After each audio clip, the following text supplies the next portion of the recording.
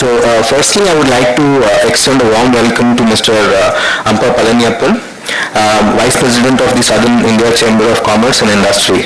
May I please call upon Mr. Palaniappan, and then Mr. M. Subramaniam, who is the Chair of the SICCI Technology Committee, Mr. S. Rajendran, Managing Director and CEO of 63 Names Technologies Limited, and Justice Dr. P. Jyotimani, former Judge, Madras High Court, and former Judicial Member of the National Green Tribunal.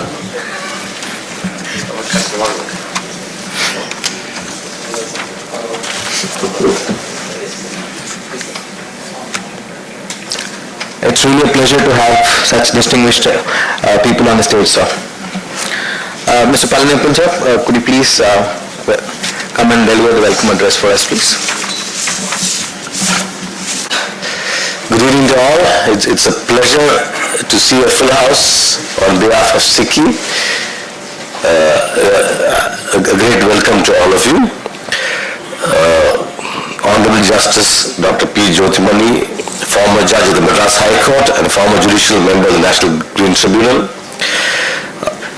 My colleague in SICCI, Technology Committee Chairman, M. Subramaniam, Mr. Rajendran, Managing Director and CEO of 63 Names Technologies Limited, and Mr. Neha Pathare, who is the Technological CEO of 63 SATs. Members and friends, thank you for coming here. On behalf of SICCI, we would like to warmly welcome you all for today's inaugural event. SICCI has completed 113 years of service to the industry, government and society. It's been founded in 1909 under the inspiration of Mahatma Gandhi. SICCI has inherited a rich tradition while at the same time remaining youthful, dynamic and embracing change. SICCI has over 25 extremely effective committees which operate under the SICCI, which includes technology, infrastructure, food and nutrition, retail, electric vehicles, to name a few. This has in turn enabled SICCI to value add across industries, thereby bringing about useful synergies for each of our stakeholders. SICCI acts as an effective bridge between industry and government through various avenues, including the following: events. We have workshops, webinars, conferences, and expos. We have close to about 10 events which we plan on an annual basis. We just finished our annual business plan meeting yesterday. I think we have a very, very active year ahead for us at SICCI, and we definitely know that the industry will be benefited from whatever plans we have in store for the fellow members and partners. We also have knowledge activities such as reports, surveys, coffee table books. I think our last report was election manifesto recommendation report which we submitted to the various political parties across India. So that's also one thing which we have been doing over the last 2 years. We have B2B connects, and we have a lot of business delegations. The government interfacing with both central and state governments and all the functionaries of the governments. Now about cybersecurity and cyber threats. The official cybersecurity agency of the United States that worldwide consumers lost $358.21 every year on average dealing with online crime. It also states that over 6 lakh Facebook accounts are hacked every day, and in 3 homes are infected with malicious software. This is on a daily basis. ISO defines information security as preservation of confidentiality, integrity and availability of information. Information security, often shortened to InfoSec, or in our case ISEC, is the practice, policies and principles to protect digital data and other kinds of information. Information security responsibilities include establishing a set of business processes that will protect information assets regardless of how that information is formatted, or whether it's in transit and is being processed, or at least in storage.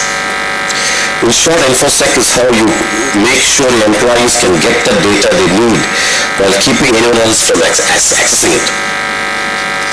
Threats come in many forms. They can be simple account intrusions that seek to steal assets from investors or in our customers' accounts, ransomware attacks that seek to disable business operations in order to extract payments, and even act as hacktivism that disrupt services to make a political point. Cyber events can often be hard to detect, hard to measure quickly, and involve reporting obligations to multiple government agencies and stakeholders. Montenegro and Albania have been hit by attacks which paralyzed economies and public life. In Costa Rica, an attack crippled the Ministry of Finance and Public Health networks, forcing President Rodrigo Chavez to declare a national state of emergency. And we all remember the ransomware attack that shut down the colonial pipeline, affecting consumers and allies across the US. All of this shows that the damage caused by cyber attacks is real, though the enemy is unseen. What's the way ahead? We face several challenges in the frontier. Most Indian businesses rely upon foreign IT infrastructure. Cloud service providers such as Amazon Web Services, Google Cloud, and have their servers in the US. Any international incident leading to service sanctions can potentially paralyze Indian businesses. The US also has the authority to access data at any point. The Indian Computer Emergency Response Team, the CERT-IN, reported over 6.7 lakh cybersecurity incidents in the first half of 2022 in India. The average cost of data breach in India is 2.32 million, according to IBM report. It means a business lost an average of 17.4 crore in a single data breach.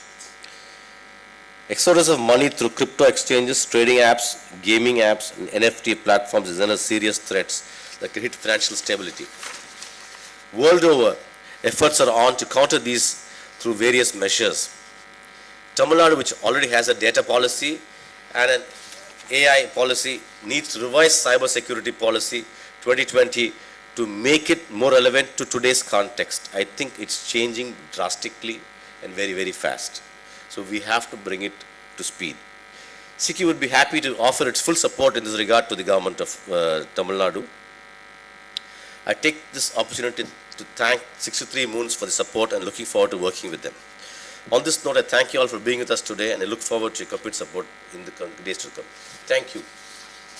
Thank you very much, sir.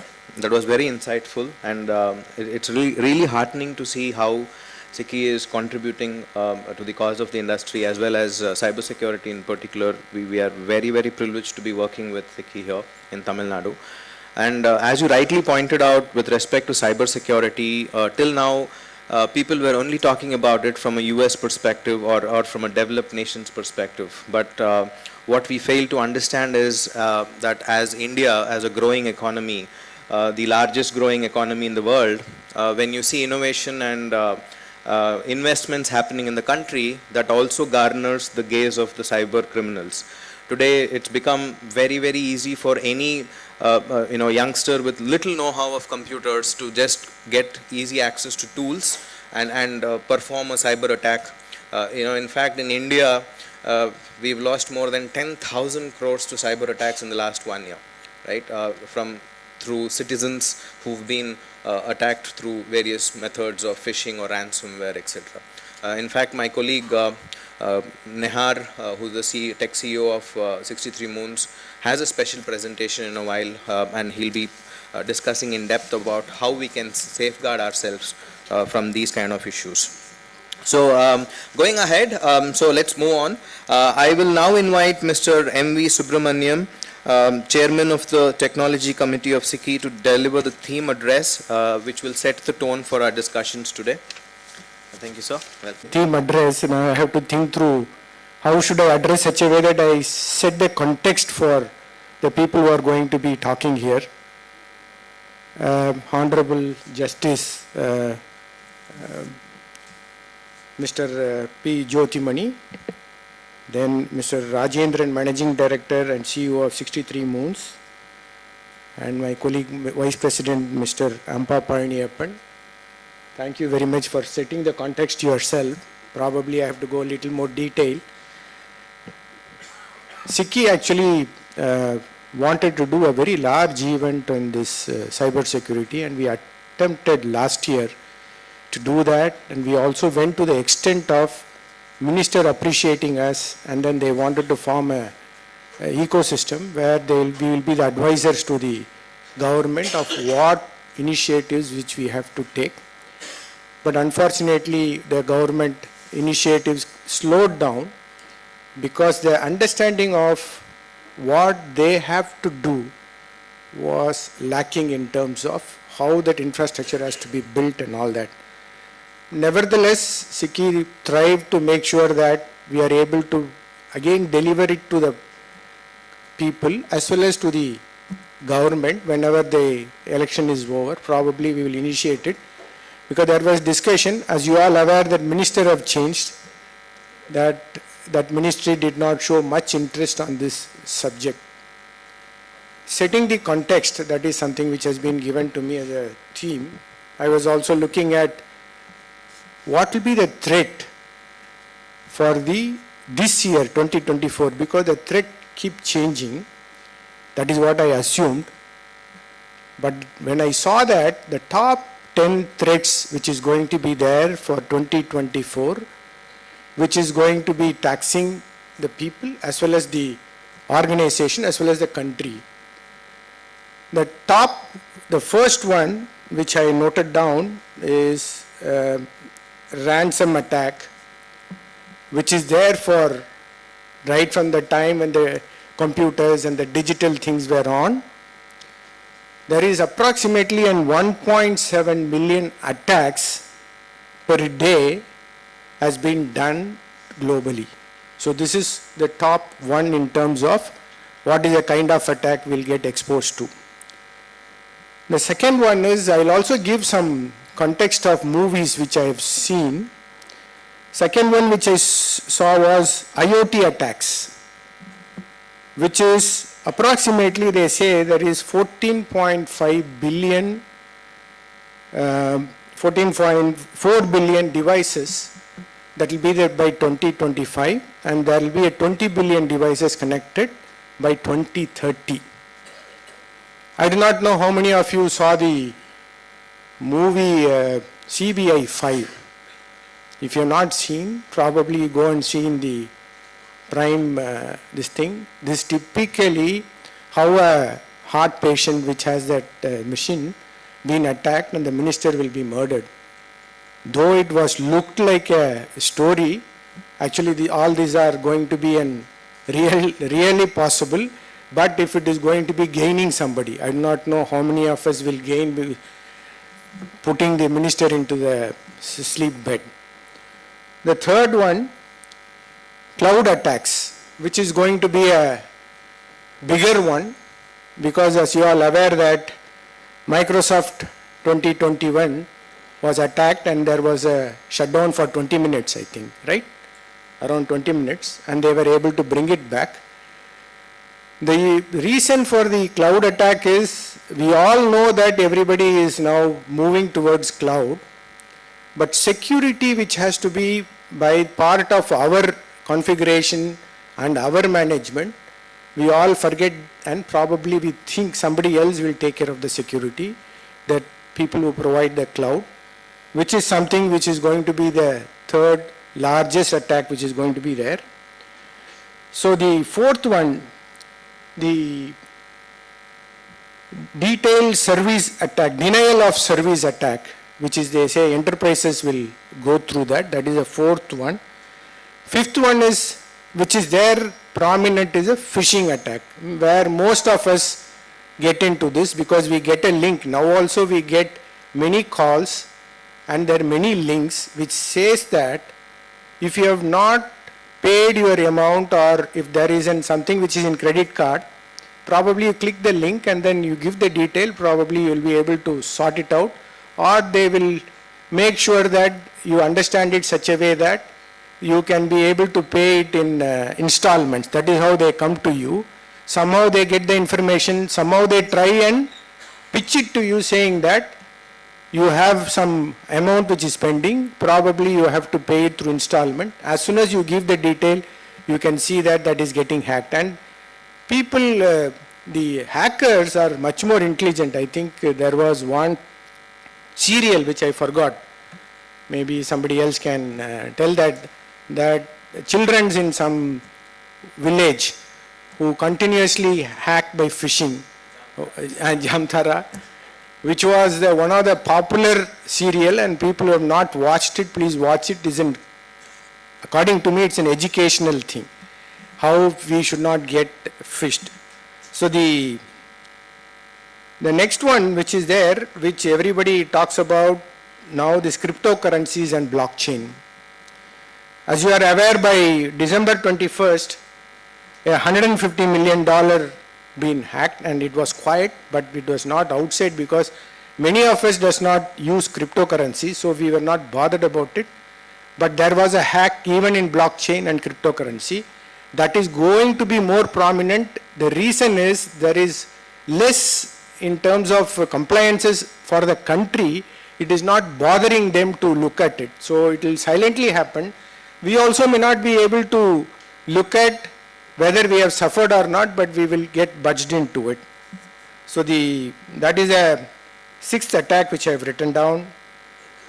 Then the other one is mobile banking malware attack, which is going to be more and more. The reason is now most of us are not going to the bank. It is only through mobile phone we look at how do we transact digitally the businesses. I think most of us doesn't want to change the password. Even if you have to change the password, they will probably make one small change in their password and then make sure that it continues. And that is something, and you also pass the password to the family members. So that is actually going to be, and more of this going to be making sure that we are being attacked through this. All these are what we are not aware of. The person who is attacking is aware of. That is the biggest issue. So he is more educated, he is more knowledgeable psychologically, and that is going to be a detrimental for people who are using digital, but there is no choice. We cannot go back to the banking regularly, so we have to be careful about it. So the eighth one is AI attack. I think now there is no technology without AI. I think there is not going to be anything which we are going to do in the life which is without being known with or maybe supported with AI. So this is going to be both ways troublesome, in the sense the AI can give the prediction of what attacks it can come also. The similar way, the AI can help the attackers also to find out when to be attacked and where is the points where it can be attacked. So this is something which is a larger subject for us to understand, because I have not understood what is going to be the impact of AI, where all it is going to be impacted. So this is something which is going to be majorly worrisome for many. Then the insider attack. So the insider attack is a very prominent one, which is a major thing for many of the enterprises. Many of the enterprises get into the cyber attack because of the insider who actually plans everything, and he makes sure without even his knowledge, probably he shares some information outside, or he have a loose loopholes which has been set in the configurations which help others to come in and then do it. So the 10th one, which is most interesting, which is now getting into the more of the familiar thing, is a social engineering attack. What do you mean by this? If you wanted to really look at the impact of social engineering, watch the movie called Rattam. I do not know how many of you have seen Rattam. It is again in Prime. The person been modified, and then because of his social presence in the social media, because of the behavior of that person, he has been instrumental in murders, and no one knows how it happens, because the person who is going to murder is going to surrender to the police station, and he says, I have done it because of this reason. but it was very interesting to see this person has been instigated to do the murder because of somebody has actually completely with the big data, they have done the analysis of the person and looked at how he can be instigated to make sure that he has been doing that murder which has been paid for, and who is getting the payment, how they are getting the payment, everything is completely digital. You cannot even suspect this has happened. So this is something which you can see, or many of us does not know. We are actually into that trap. Social engineering trap, we are already there. The things we buy, where we go, to whom we wanted to vote, to that extent, social engineering is much more powerful than what all we can assume of. So with that, there is one more additional, other than 10, they call it as man in the middle attack. So this is something which happens when you use a public Wi-Fi's, and there is somebody who is also hacked into that Wi-Fi. They are able to get into your personal equipment and collect the data, and then look at how they can be, how they can be hacking into your system. Since he has hacked into your system, they can steal any data because they only know how you have to be threatened or how you can be made as a fool to get that information or the money, whatever they look forward for. These are some of the things which is there in the top 2024 attacks. Maybe next time when we meet after 6 months, probably the experts can say that more than this what is there. All these attacks, not only for individuals, not only for enterprise, it is for the country and for the institutions which is there in the government also. This is how I thought I should set the context so that I can also sit there and hear, because I am not a cybersecurity expert. Hopefully that we will enjoy this evening, make sure that we are not threatened by any of these attacks. Thank you very much. Happy listening. Thank you.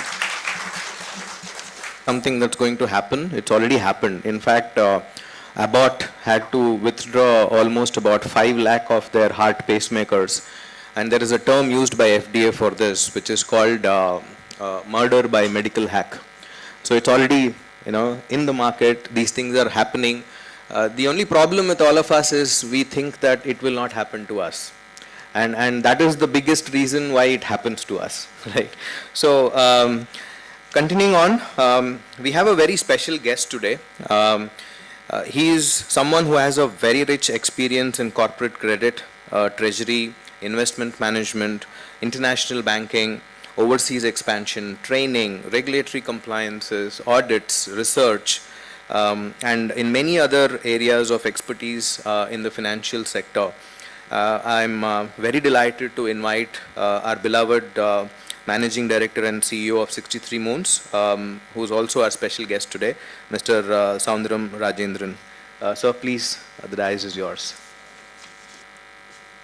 My warm welcome to all the guests present here from the SICCI. It's a pleasure to be associated with SICCI to do this event, and I really thank the office bearers for giving us this opportunity to be part of this program, more on to familiarize the members of the industry and Chamber of Commerce. What are the threats that are there? Right context has been set by Mr. Palaniyappan as well as Subramanian. Mr. Subramanian talked about the scenarios, likely scenarios that is likely in the year 2024. Some of them are already there, already happening. Some could happen much more, if not today, tomorrow also. In that context only, we thought we will collaborate with them and make ourselves known as the leaders in the cybersecurity product. I need to deliberate a little about our company, 63 Moons Technology, being the MD CEO of this company. He talked about financial background. All that has been gone. Now I have been out of that almost more than 12, 13 years. Now I am in this company for almost a decade. 63 Moons is a company which has been always in cutting edge technology. Our technologies are ahead of time. Whatever we do it is ahead of time, and it is the best that will be available in the market. We were known for that. the quality and the deliverance of that. We had provided the best of technology in the market, particularly in the financial market. We are known for the best of technology. Even today, one of the very oldest product, we call it as Odin, it has got more than 1 lakh users in India. Of course, we have been running exchanges also. Because of whatever reason, we are slowly exiting from that space. So therefore, we always bring product, we always think about our technology, which is ahead of time. In that context only, we decided to be part of an initiative to give to various members of the society cyber tech, which will be definitely far ahead of what is available today. This is what our main aim is. Today, many of us talk or feel cybersecurity means antivirus. It's not antivirus, it's much beyond that. Mr. Subramaniam has rightly pointed out, the risk is pervading across. Everywhere you have the risk. You touch your PC, you have a risk. You touch your phone, you have a risk. You do nothing, still you have a risk. That is how the context is today. India is highly connected, digitally connected. Today, India people using digital payment system, I think, is the largest in the world. Is the largest in the world. Even though US may have more transactions, but the number of users are quite largest in India. And today, as it has been seen, even a very smallest vendor is able to receive payment digitally, because not only he receives the payment, he is also be able to make the payment also. The banking is in phone. Apart from banking, mails are in the phone. Your social contacts are in phones. Everything is in phone today, and if the phone is hacked, I think entire thing is lost, because whatever means or whatever security you have, even the banks do depend on the phones, because today two-factor authentication has been introduced by many. What is the second factor? It is nothing but an SMS of a password. It's not very difficult for somebody to get into that and get that password. Once you get the password, he can do anything. Therefore, the second factor authentication merely by a password setting through an SMS is not the safeguard that is required. It is more for a compliance, I should say, than the real security for the users concerned. So with that way in mind only, we had brought out certain best of technology for at all levels, at the corporate level, at the network level, and at the individual level, and even the phone level. So it is one of the aims of this particular deliberation to make you aware what are the risks that you are going through and how you can overcome that. And obviously there's a price for that. Without a price, you will not be able to overcome that, because it is a cost, there is a cost involved into that. With this aim, we are planning to have this, and it's a great pleasure that Justice Jyotimani had kindly consented to be here as our special guest, and he has a lot of background on technology laws, and definitely he will be able to deliberate on that and give you more inputs on what safeguards and what requirements are there. But one thing is very clear, ultimately, you need to be responsible for your security. Do not expect somebody will do a requirement of your security, whether let it be, as Subramanian pointed out, cloud is not going to do it.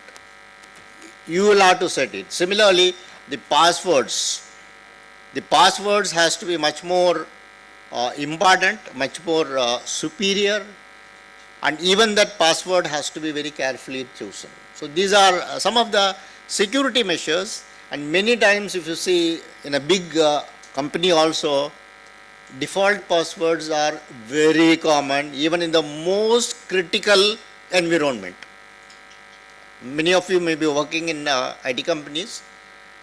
a default password which is set by the vendor, it remains in the system unknowingly or knowingly for very, very long time, unless somebody who is doing a proper audit and he points out, until such time it is not changed. So to that extent the vulnerability keeps remaining. So this is what I will like to share. Apart from that, I have nothing else but only to take information that it is very, very important today that cybersecurity is going to be the most important security measure that each organization, each individual has to take care of themselves. With this, thank you very much and welcome to this place of meeting, which is my hometown, I should say. That's the reason. Thank you very much. Thank you so much, sir, for your speech. So now we have the privilege to have with us Justice Dr. Jyoti Mani, former judge of Madras High Court and former judicial member of the National Green Tribunal. May I please invite your Honorable Justice to deliver the special address, sharing unique perspectives on the judgments related aspects on cybersecurity. PhD holder, but I have gone through. In fact, I have given a judgment against Google also, 5 years imprisonment to one of the managing directors when I was a judge in the Madras High Court. Of course, that was related to patent and trademark and all that. Now, friends, worldwide, people are afraid of two things now. One is global warming.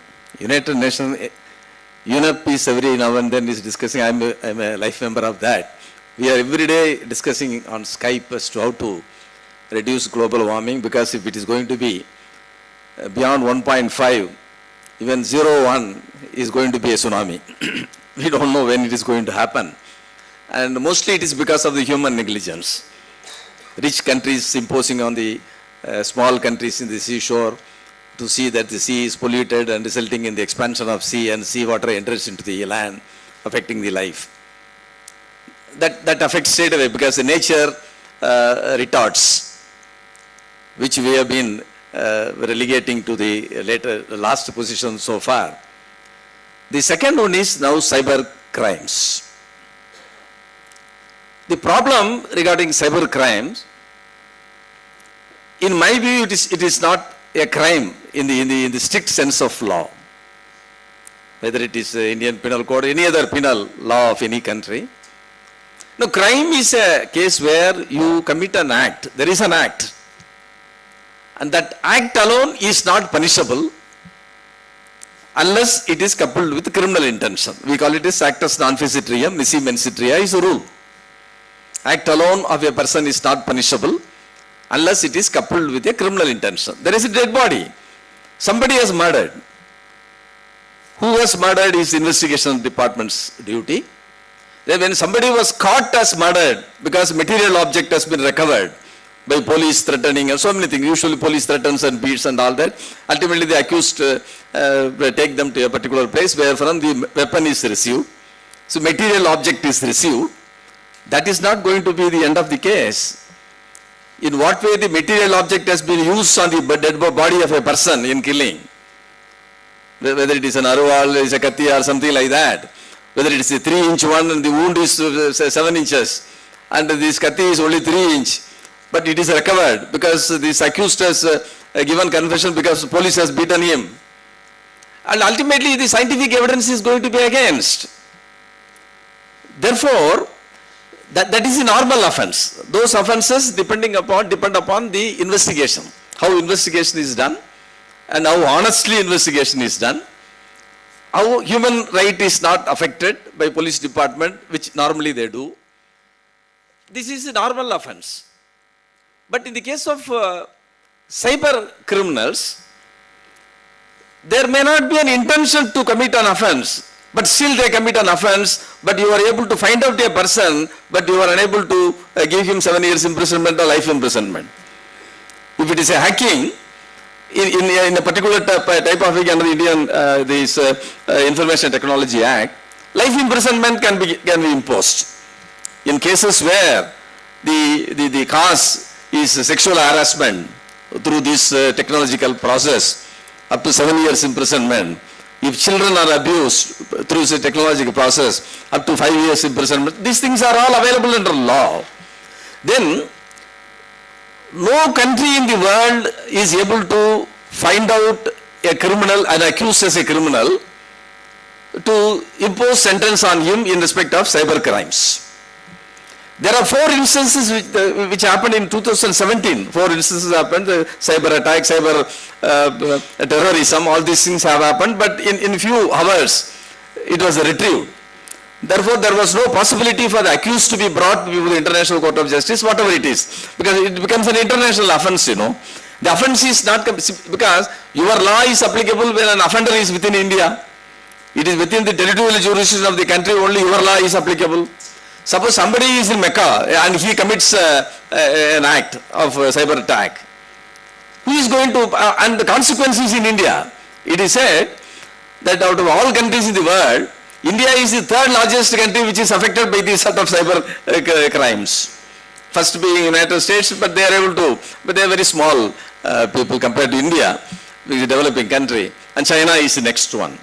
But one thing in China is, they have a very good law. Their law, cybersecurity law, which China has because they are the main offenders mostly. Most of these cases you find from Eastern countries or China. But they want to protect themselves because their law is very clear that nobody can enter into their territory. The criminals, their intention cannot enter into their territory, and infrastructure has been developed in such a way that the government is interested to see that no cyber crime enter into the country. But nowhere in the world any other country has taken these sort of efforts. But still in China they have offenses. Not only they are the offenders in many cases, but offenses are committed in Chinese citizens also, and they are not able to be caught. Therefore, ultimately, these courts and Mr. Rajendran was telling about some of the legal issues and all that. And the legal truths are political untruths as far as this is concerned. In politics, legal truths are political untruths. And in the cyber crimes, legal truths are political untruths. And I may even go to the extent of saying that the law and justice delivery system is unable to catch hold of these sort of criminals. Because these criminals are not only not ordinary criminals, but they are sophisticated persons. They are not having a criminal background. Many of them are not having criminal background. They are from sophisticated families, sophisticated industries, and some of them are doing for joyfulness. This is how you find the intention to commit an offense is not there in many of the cases. The culprit intention is not there in many of the cases. Therefore, there is no purpose in waiting that the world court will decide about all these cases. It is very, very impossible. Because somebody in some corner of this world causes an act, and that act results in a consequence in India, in Tamil Nadu or whatever it is. Then how are you going to, how this law is, world law is going to take, because international law is being discussed about that. Because earlier it was sea piracy. Then the maritime law came into existence. When there was a sea piracy and the international lawyers were unable to catch hold of the criminals, and then the maritime law has come into existence. Like that, now these sort of cyber crimes are now coming up in a large extent. Probably we have to find out, mankind has to find out some instances to protect these people. Because as Mr. Rajendran said, that everyone is going to be affected one day or other. There is no, because all our Jadagam are with everybody. So when once the Aadhaar has come in, everything is with the government, everything is with the bank.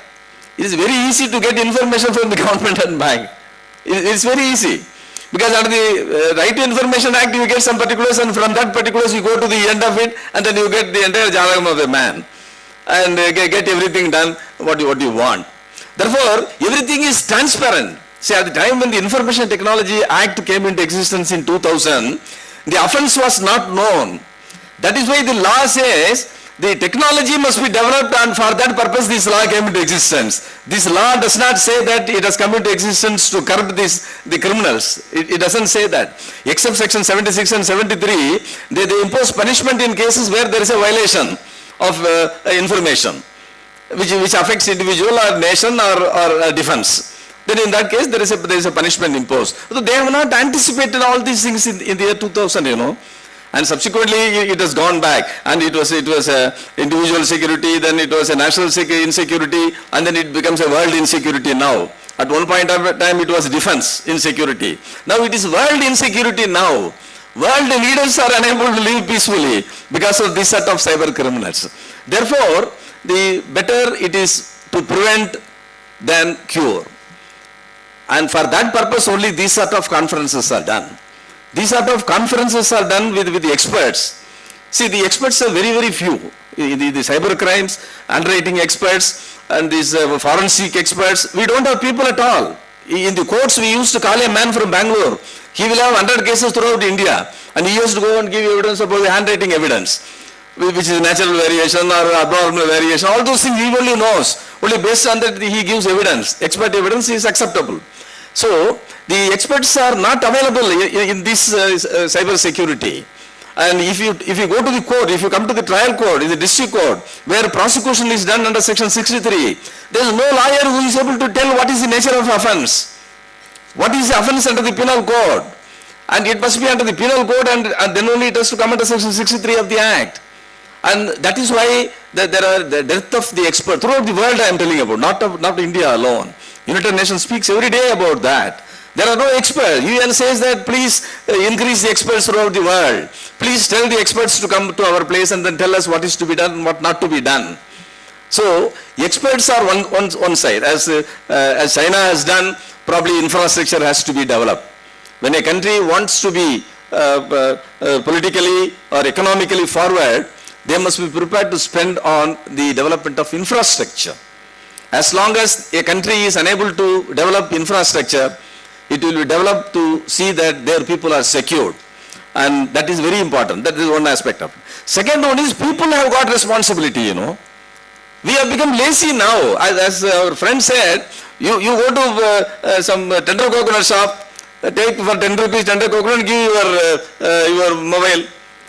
You pay by mobile. Why should you do that? This can be avoided, There is no purpose in making hue and cry, When there is a human negligence and which can be prevented, and you don't prevent it because of various reasons, and subsequently we make hue and cry, then we are unable to curtail the offense. So the responsibility is on us.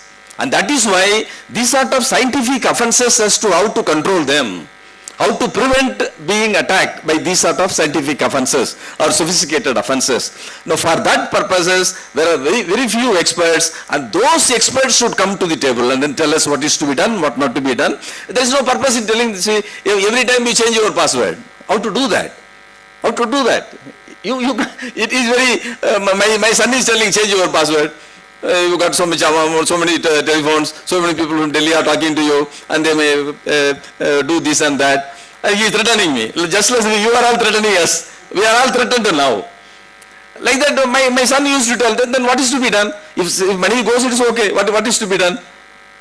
And there are cases where within few hours of occurrence of this offense, if you go to the bank or go to the authority, there will be a telephone number given by the authority, Cybersecurity authority. You give it immediately, and fortunately, if they are available there, when you give a phone call, normally they will not be available in Delhi and these rooms. And if they are available, you are fortunate, then they are able to retrieve that. There are cases, many cases where they have retrieved. Large amount from Indian bank was sought to be removed, and that has been retrieved within a matter of 1 or 2 hours. So this happens. That means what? People are able to control it. People are able to curtail these sort of offenses, but then there is no mind, and there are no experts to tell what is to be done and what not to be done. And I am very happy that Mr. Palaniappan has organized this conference, which is one of the very important ones, because you are all very entrepreneurs in various fields. Not like me, I was a lawyer and I was a judge and so on. But you are all entrepreneurs, and you are the pillars for the economy of the country, economy of the world, I would say, because now the citizens have become world citizens. There is no question of saying you are Indian, you are Tamilian and all. You are world citizen, because world kills you. Problem is that the offense comes from anywhere in the world. Not a Tamil man is killing you, not an Indian man is killing you, not a Pakistani is killing you. A man somewhere in Korea is killing you. And that is why we don't know who is that. That is why we call it as an intangible offender. who is not identifiable, and who is not traceable, but offense has taken place, and by which consequential loss has happened, and what is to be done? The responsibility is not only on the government, not only on the lawmakers. Lawmakers cannot do anything. Not only on judges, but on us, as it is said by Mr. Subramaniam. It is we have to be careful, and we have to be aware of it. And this awareness program must be there, must reach to all entrepreneurs. It must reach to the students, because now the youngsters are using cell phone. Every 3 years old boy and girl are using a phone. They may, without intention, touch something, and then it may result in, they may use my phone. My granddaughter may use my phone. We don't know where she is going to touch and what will happen. Therefore, these are all the things which are to be by way of education. Education must come, these sort of things in a lower level. Now we are doing that, because the environment and these cyber crimes, we are going to the colleges and schools and tell them to be careful as far as the environment, because environment has already killed you, started killing you, and the cyber crime is another demon which is going to kill the people of the world, and therefore we go to children, so to see that they avoid these sort of practices, and that applies to us also. And knowingly, unknowingly, we should not be a party to, we should not be victims to this.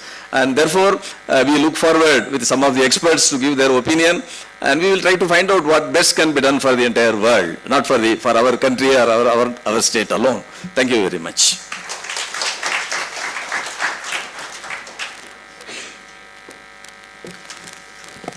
Thank you very much, sir, for that insightful speech. On a lighter note, I just hope that judgment was not against Sundar Pichai. Sorry? Judgment reserved, yeah.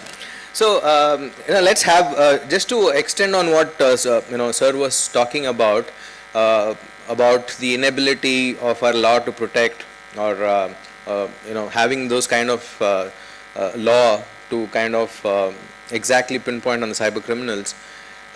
Let's have a small quiz session, right? Only 2 questions.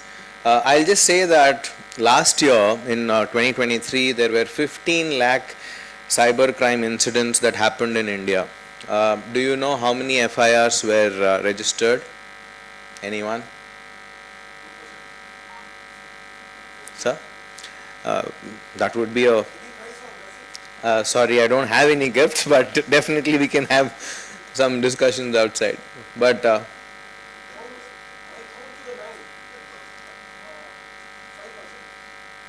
yeah, okay, so about 75,000 charge sheets were filed, but how many were prosecuted? 125, right? So yes, sir, it's in India. So the conviction rate for cyber crimes today in India is about 0.1%. There's a lot of reasons. It's not only the law. As sir said, expertise that are available in the police force. There is, they are already overworked with so much of, caseloads, all these things. So that is where it is. So thank you everyone for this. So we will now proceed with the presentation of mementos to our chief guests. I would like to request Mr. Palaniappan to present a memento to Justice Dr. Jyoti Mani, please.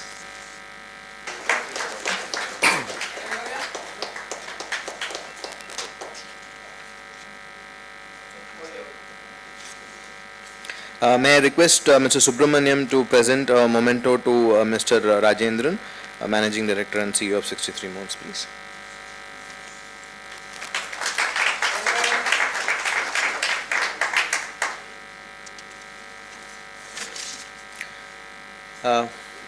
So we will now have a brief presentation. If you see, what was discussed till now by all the distinguished panelists on what the risks are. We will now see how we can mitigate those risks, and for that I would request our tech CEO, Mr. Nihar Patare, to come on to the presentation. Come onto the stage and give his presentation. Our distinguished guests, members of Southern Indian Chamber of Commerce, and it's a privilege to be here in front of you and present something more about cybersecurity, something depth presentation on what technologies that you have heard are now changing. Cybersecurity is a forum in which we see only what is happening on the attack side. Yeah, we see in news what's happening to each one of us, from the smallest of citizens to the largest of corporations, and at the military or the critical infrastructure that our country has. So I introduce myself as Nihar Pathare. I am in cybersecurity world from the year 1998. Yeah, I was one of the first internet users of Bharat Sanchar Nigam Limited, and that got hooked on to the new world of the internet. Slowly as I developed, I've seen a lot of cybersecurity incidents for the last 26, 27 years that have been in this industry. I hold the role of the Chief Information Security Officer at 63 Moons. I'm with this technology marvelous company for the last 16 years. Prior to that, I worked with 9 years in the same as a data security officer for Bosch, and I have seen it all. And what I want to bring to you on today's presentation is what are the new types of cyber crimes which is affecting all of us. What are the solutions available that we get into the Indian market, how we have identified these solutions, and which are mind-boggling. Most of them are magical. The same way to defend, you need better technology. And we, being a true technology company, we always have our products outstanding, much ahead of what comes into our country. To start with, so these are the common frauds that you see. Phishing is something that you all must have all seen. Swim swap is something which gained for the last couple of years. This is post COVID. So phishing is something that we have been hearing for the past many years. So that's when an attacker gets an email to you and tries to lure you into a malware and tries to capture your account. Then we have the swim swap. What happens in a swim swap is someone switches off your phone on a Saturday night and they reapply for a SIM card under your company name. And Sunday is something that you usually think that it's a network error. Monday morning the crime happens, 9 o'clock, all funds get transferred. This swim swap, people use this to get your OTP as a phishing scam. And then we have the OTP interception. What they also do now is take your phone, they do call forwarding and text forwarding. A stranger on the road would say that he has lost his phone and he wants to make a call to his home or someone urgently, and they do a call forwarding from your phone. You would not miss a lot of call coming, but the text starts going out. And then you have the new kid on the block that we say is deepfake. Has anyone heard about deepfake here? Yeah, great. So deepfake is completely AI based. It takes 3 seconds. It takes 3 seconds for a deepfake software to learn from your voice and make an exact replica of your voice. So how deepfake works? Currently in India, you have a lot of voice-based deepfake scams which are happening. You get a call from one of your relatives. It could be your wife, your husband, your friend, and they are calling you continuously from a new phone. And because it's a new number, it's not registered, you ignore, but after many times you pick up the call and you hear your wife or your husband saying that the phone has been stolen and this is a stranger who has helped with the phone and you are completely need of money, the purse is stolen, can you transfer 5,000 or 7,000 on this number? Usually you would not do a video call to check that if this is your wife, because the voice is so real. Yeah? And to counter this, we get a new technology. This is voice-to-face technology. This technology is patented. One of the leading disruptors that we bring into the Indian market is once installed in your phone through our app that I'll be talking about. This app is called CYBX, which will be for the common citizens going around. And once this is installed, this app would tell if the incoming call is from a deepfake voice or a natural human voice. Humanly, it's not possible. You require to analyze that, and this does it on the fly once installed on the phone. Now, this is for your individual citizens. But what goes, this software goes a step further. Yeah, for law enforcement agencies, this software, once installed in a police station or an agency, which has a database of criminals, of let's say a lakh of photographs of known criminals that they have. You walk into a police station with your phone saying this is a voice recording of a ransom call or threat, someone called you, and you give this voice sample to the police officer. He puts this into our software. Once this software checks this, it then does a caricature of the person's voice without having a known voice sample in the database. With that 95% accuracy, then it matches it with the actual database which is there. And it sounds like magic, but this is the technology behind this is every human, the voice modulation depends on your face structure, is what they have cracked. So every voice is different because of your facial structure is different, and with that the research goes into profiling the person. Then this is one of my favorites called Simania, Definitely You. This is the first of a kind to get rid of passwords. Honorable Justice, we heard you, and we are already there with one of the most unique solutions. Once this solution is implemented, can be implemented for applications on cloud. It's already working with a lot of cloud applications around the world. In India, we would be the first ones to get it. Once this is installed, you would not require a password to be remembered. The passwords will be done with. It's such a simple technology. I have a small video after this I'll show you. It's a non-language solution. Non-language, so you need not be a literate person to have this complex password that you have. It does not have any biometric involved. So facial recognition, fingerprint recognition is not required. It's single authentication, and they say this could be the one which will replace even the OTP.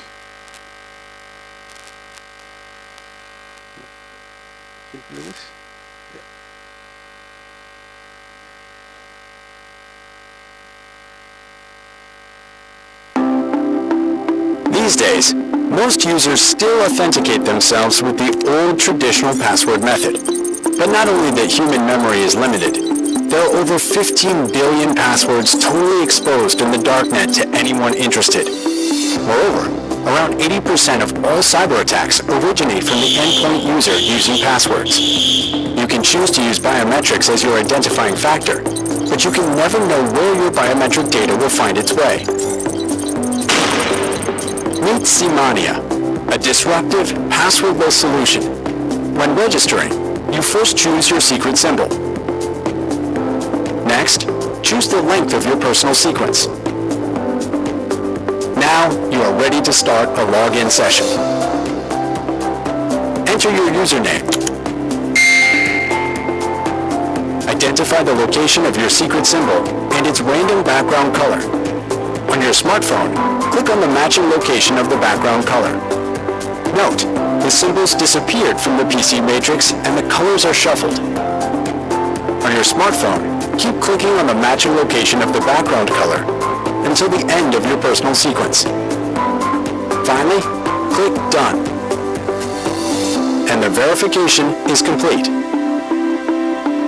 The only way to crack Simania is by physically obtaining the user's PC, smartphone, symbol, and sequence, all at the same time.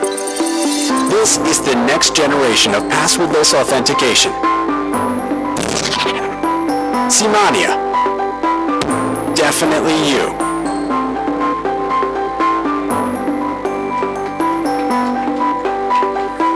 Simple, right? Yeah. We would think that why wasn't this thought about so many years that we had to memorize, write down 20, 30 passwords all along.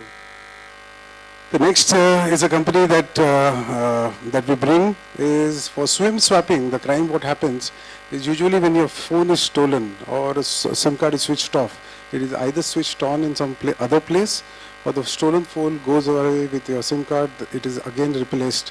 What this does, it binds the IMEI number, the SIM, the eSIM number into one single lock. Any of this combination, this last two application ID and the gateway server are at the service provider level. Any of this combination changes, your phone would not work. Yeah, so it becomes impossible to open your phone if any of this combination changes. So your phone SIM card has to be done in an authorized way. The change has to be authorized by you for someone to change your SIM card. Otherwise the phone becomes a dud.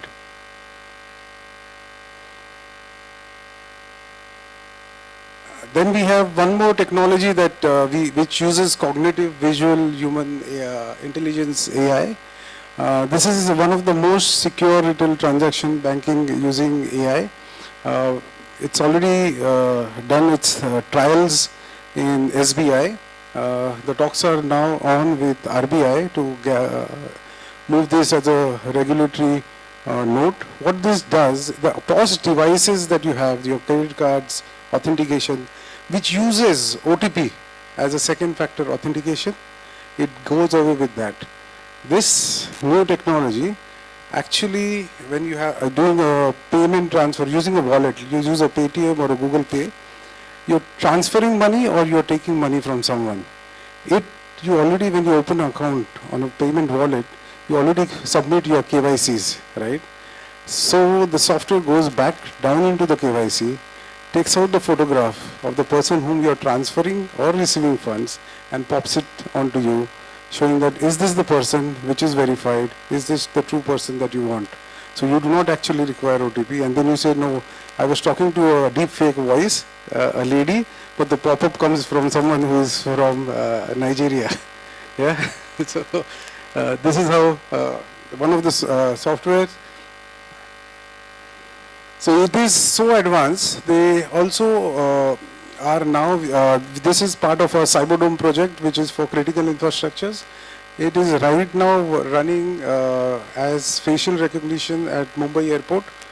This is face as a access. So as soon as you enter a building, the feed from the CCTV is captured and monitored. It identifies you that this is a person. You do not require access control anymore once you implement this. You just walk through buildings and it tracks you. It also checks for law enforcement agencies where there's a lot of traffic of people coming in, like airports. They want to monitor who is a threat.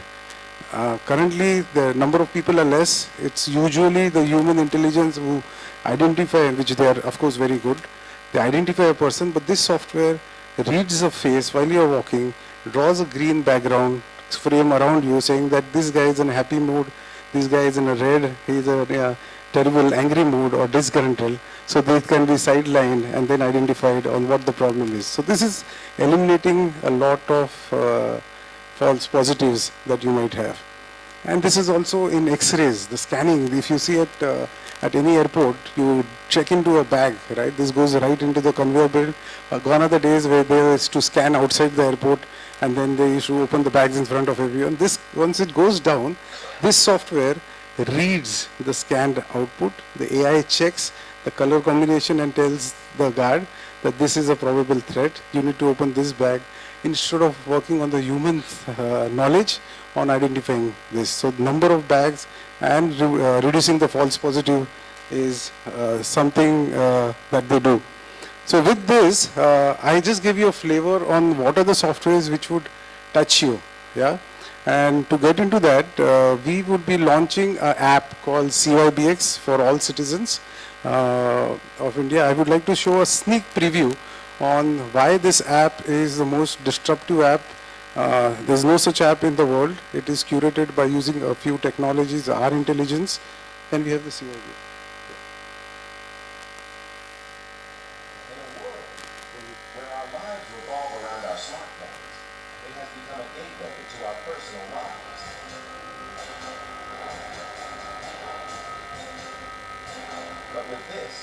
A number of threats, phishing links, untrustworthy QR codes, spam calls, and fraudulent messages. But fear not, because now there's a solution.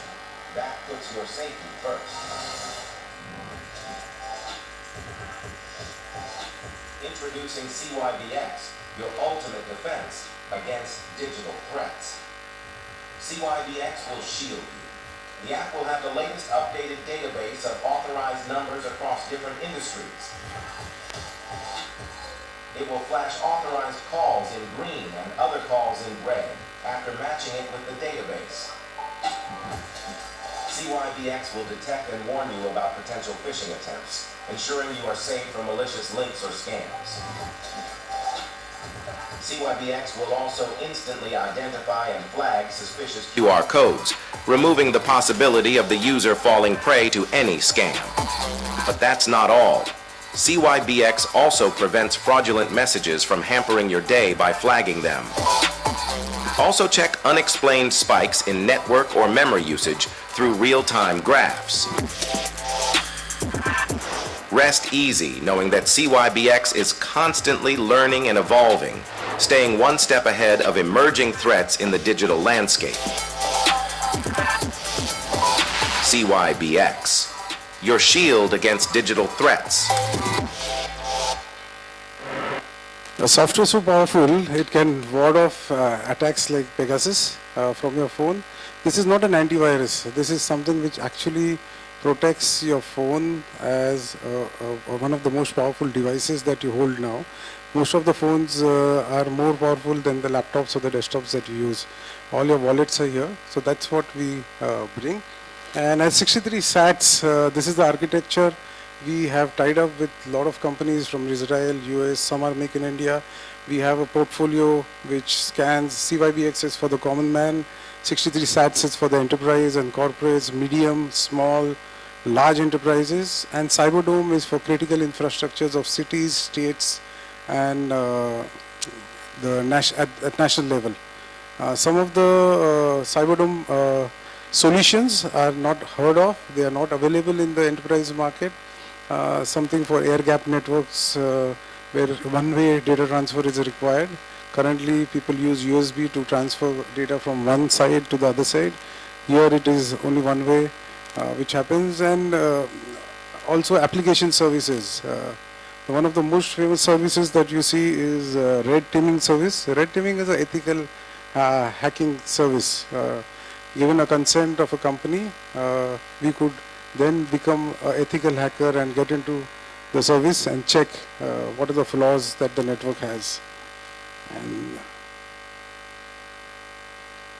so these are the vision that we have of Cyberdome, CYBX, and 63 SATs to cover the length and breadth of cybersecurity, the attacks that we face.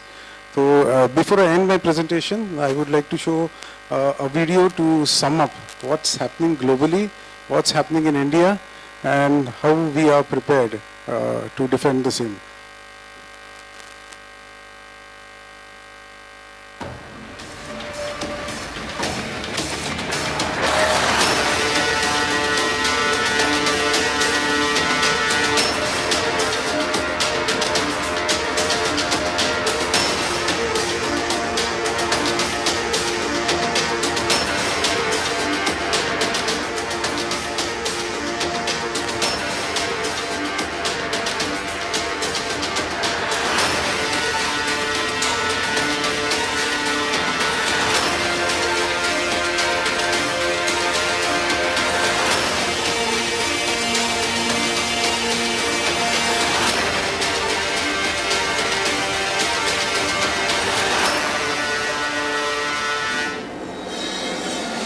In the clandestine realm of hacking, digital breachers wield lines of code like swords, breaching impenetrable fortresses of data with cunning finesse. They navigate a labyrinth of cyber networks, exploiting vulnerabilities with a keystroke, orchestrating virtual heists that shake the very foundations of modern society and world economy. In recent years, organizations of repute, including the BBC, British Airways, Boeing, and IBM, have experienced data breaches after unfathomable ransomware attacks. It is believed that nearly 1 million WordPress sites have been affected by cyber attacks. We are following information about a worldwide hacking attack where the criminals say that they will return stolen data after a ransom payment. The extortion group gained access to sensitive and personal information through a file-sharing app called MoveIt. Cyber criminals are not only targeting corporations, but also have their evil eye on the common man. It's a scam happening all over the country, account takeover fraud. It steals your money and all you can do is sit back and watch it disappear. The situation in India is even more grave. A fresh round of cyber attacks has been reported at India's premier medical facility. The cyber criminals had reportedly paralyzed all servers and demanded a ransom in exchange of returning the data access. Cyber attacks against India increased by 278% between 2021 and 2023, with service-based companies including IT and BPO firms seeing the highest share of attacks. India has become the most targeted country globally, facing 13.7% of all cyber attacks. These incidents emphasize the statement made by India's Honorable Prime Minister Shri Narendra Modi. Cybersecurity is no longer limited to the digital world only. It has become a matter of national security. All this makes cybersecurity paramount for any business or individual. By 2030, the value of the global cybersecurity market is estimated to be 42 lakh crore rupees, and India's cybersecurity market is estimated to reach 1 lakh crore rupees by 2029 from 39,000 crore rupees in 2024. Hello sir, आपको एक call आपके card से संबंधित किया जा रहा है। Sir, बताना चाहूंगी कि आपके खाते को 50,000 की लॉटरी लगी है। ना किसी लिंक पर क्लिक किया, ना ही कोई मैसेज मिला और पैसे गफू चक्कर। Therefore, for complete protection from the infamous Jumtara-style frauds, India needs a vigilant and resilient cybersecurity force, like our border security force that safeguards our nation. We bring you that force in the form of 63 SATs, a leading-edge, avant-garde cybersecurity initiative that leverages the world-renowned indomitable system architecture of its parent organization, 63 Moons Technologies. Founded by the visionary leader and tech genius, Jignesh Shah, it was our resilient cybersecurity force that shielded the multi-commodity exchange from millions of cyber attacks for 20 years. Banking on our illustrious credentials, the Israel government's former cybersecurity head, Mr. Yigal Una, who was directly reporting to Israel's prime minister, has joined us. In order to ensure India's cyberspace is a much safer place, all of my connections and networking are available to Mr. Shah and his team as they work towards making India's cyberspace much safer. Our unparalleled success and revered culture of innovation have attracted some of the leading cybersecurity firms in the world to partner with us for creating the best-in-class suite of products and services, such as CYBX for every mobile, 63 SATs for every enterprise server, and Cyberdome for every city, every state, and the country.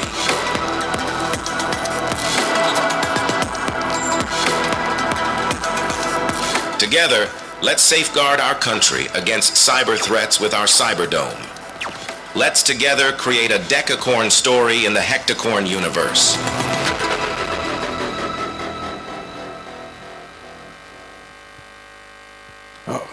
So here, I also wanted to introduce a colleague of mine, Daniel Keshet, who joins us from the Prime Minister's Office of Israel. Yeah, so he is our Chief Strategy and Alliances Officer, who gets the best products from Israel to our country, which are curated at India prices. Thank you. Not only from 63 Moons or 63 SATs, but yes, so we do have a QA session. I'll just take your question, right? So not only from us, but generally, what are those precautions that you need to take if you need to safeguard yourself? As our panelist, as our chief guest also said, Your mobile phone has become the all-in-one tool for you to access your personal data, your financial data, at all, right? Today, you can live without anything, but not without your mobile phone, right? So that's the truth that you cannot escape away from. So again, you saw the efforts that we are putting in at 63 Moons. We've been at the helm protecting huge exchanges that carried thousands of crores of transactions every day, and as a result of that, we were being targeted, and we used to have about 20 million attacks a year continuously for the last 25 years. And Nihar and his team were responsible for thwarting those attacks, and not a single minute of downtime has ever happened on our exchanges. And that is the experience that our visionary leader wanted to kind of take to the masses. And as Nihar explained again, our offerings are: one, for the citizens of India, we have CYBX. For all consumers, for all corporates, be it small 10, 20 user companies up to 10,000, 20,000 users, we have 63 SATs as an enterprise solution. And for governments and critical infrastructure service providers, we have CyberDome. So we would be very, very interested to work with SICCI also with the government of Tamil Nadu here to explore opportunities where we can implement these kind of solutions for them, like how we are doing it with other states. So with this, we will proceed to the last program of the day, which is the panel discussion on cybersecurity. So I would like to call upon Mr. Vinod Senthil, Director, InfiSec Solutions Private Limited, to moderate this panel discussion. Mr. Vinod Senthil. Thank you, sir. Okay, excellent. So my name is Vinod Senthil. I'm popularly known as Vino in this space on cybersecurity. I'm known for doing bug bounty programs, doing threat hunting, and so on in my so-called childhood days. And that's how I got started with the cybersecurity company. And today, what we do is we try to secure our clients with multiple kinds of attacks that they face on every given day basis, right? Okay, so why are we all assembled here? We are all assembled to hear from eminent speakers and dignitaries on both opportunities and challenges with regards to cybersecurity. Yes or no? Yes. So before I get started, I would like to quickly introduce three eminent speakers for the day, or the panelist for the day, right? And they come from an immense cybersecurity experience. They have such a rich cybersecurity experience. But before I get started, I would like to quickly take 2 minutes of the session. Okay, what's the time now? 7:25. Okay. We actually planned this for around 1 hour, right? Let's see if you're all okay with the 1 hour, right? In that case, what we'll do is, first 45 minutes we have this panel discussion, right? In the last 15 minutes we'll open it to Q&A, wherein you people can actually post questions to the panelist here. Yeah? And I'll just give a brief idea about how the structure of the program is going to be. The first 45 minutes, I mean, I'm just taking a few minutes here and there, but yeah. I would request each of the panelists who I'd be inviting onto the stage to talk about challenges with regards to cybersecurity pertaining to their domain. Yes or no? Yes, that's going to be the first round. So it'll be roughly around 6 minutes each, just to make sure we are all on time, right? 6, 6, 6. How much is that? Approximately 18. So let's have a buffer, say 20, 22 minutes, right? And again, we're going to go through the same round, but on the opportunities. First challenges, second one is opportunities. Are we clear? Right? So once done, I'll just quickly try to summarize the points that we get, right? So before we get started, how many of you use Windows operating system? Windows. Let me tell you, stop using them. Okay? How many of you use Linux? Macintosh? Again, stop using them.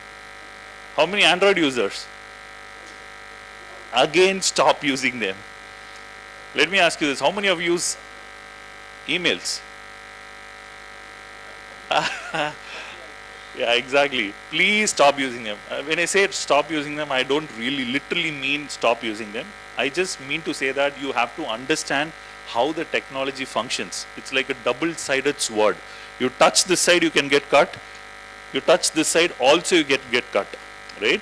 And before I call upon to the panelists, let me tell you a very interesting, scary incident that happened in Hong Kong last week. I don't know if you are aware of this very interesting incident. This happened in a multinational company based out of Hong Kong, right? Where a finance person who is in charge of dispersing cash of the company, right? He gets a call from his CFO, Chief Financial Officer, saying, hey, there is some urgency, we have to transfer $25 million to so-and-so account, right? So this guy is a very sharp guy, you know, and based on whatever the market has been teaching us, this guy is really sharp. So what he did is, sir, I'm really skeptical because you usually don't do this. You don't give me, you know, instructions over a phone, right? So do you mind sending out an email? Within 2 minutes, he gets an email from the CFO, right? And saying, hey, as discussed on call, requesting you. He sees the email, everything intact, right? Something, you know, is still bothering him. He was like, he replied back to that email saying, and on that email, the CFO marks him on the 2. There are 7 other colleagues' email IDs which are there on the same email thread. You understand what I'm saying? 2, his name is there. 7 other email IDs of the colleagues. Am I clear? All clear? Okay. Let me tell you this very interesting thing. Then he replied back saying, sir, I'm still not very comfortable doing this because this is not something that we have ever done. Let's have a meeting tomorrow. Let me meet you in person and then we do this in the meeting itself, right? The CFO immediately replied back saying to all the 7 members also on the CC, right? He said, let's get on a Zoom call instead. And he organized a Zoom call. Okay? There were 8 people now, including the CFO and this guy, who's a finance person. He's also there on the call. Let me tell you what happened. The call went for 15 solid minutes, right? And he was very convinced. Immediately after the call was done, he transferred the $25 million. You can see this case study, right? After $25 million was transferred, then he gets a call from the CFO saying, what happened? Why did you transfer $25 million? Then they realized, except for this guy, finance person, every other 8 members whoever attended this Zoom call were all completely AI generated deepfake based bots. Sounds like a science fiction movie, yes or no? Right? And obviously they immediately had to file cases and all that, but I'm talking about the tech specifics of it. But let me not waste more time. Let's quickly introduce Mr. S. Balu sir. Yeah, he's a former Additional Superintendent of Police, Cybercrime Cell, and please sir, you can take a seat. And let me tell you, while I was doing my college, from that point in time, I was always very interested about cybersecurity and all that. At that point in time, cybercrime was all that we knew about cybersecurity. And he was one prominent name that we often hear in colleges, right? Is that one person? So let me give a quick background. Mr. Balu has 34 years of experience in law enforcement, inclusive of 6 years in cyber crime cell of Tamil Nadu. Let me repeat, it's Tamil Nadu, not individual districts. At that point in time, it was the full state, right? He was instrumental in setting up that as well, right? He has investigated a number of cases on hacking, phishing, pornography, especially around offenses against women. And he has also been working on cases against online cheating while cybercrime cells from 2004 to 2010. 6 solid years doing this, right? And imagine how many lives you would have saved.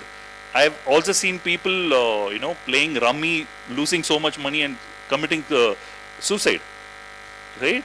And imagine, he probably do not even know how many lives he have saved, right? Let's give a good round of applause for that,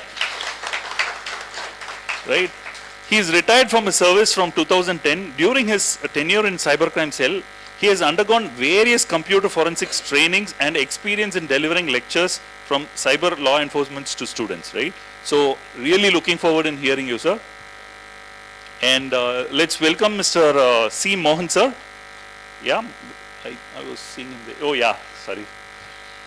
So he's the program director of IIIT Computer Science and Cybersecurity Educational Research, right? To give a quick briefer there, Professor Mohan Ram has over 37 years of IT experience and the past 13 years in cybersecurity alone, right?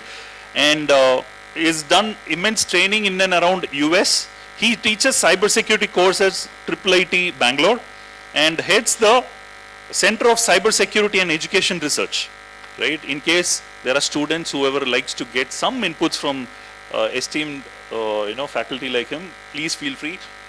It's really hard to get faculties give right advice, and especially from cybersecurity space is really very less, right? So please make use of the opportunities that you have today. And just to give the background, he is also the program director of cybersecurity training from IIT Madras. He trained more than 3,000 students and professionals so far. And also interestingly, the example that I was talking about, right? His specialization is in and around AI and ML based cybersecurity. Give a good round of applause, please. Right? So let's also welcome Advocate Dr. Prashant Mali, who is the President Cyber Law Consulting. Sir, please. Give a good round of applause, please. I have seen a lot of his videos and I've also seen him and then grow up, right? There are a lot of inputs we take from people like him. It really means a lot to have such a honorable guest here. So Advocate Prashant Mali is famous international cybersecurity, cyber law, data protection expert lawyer.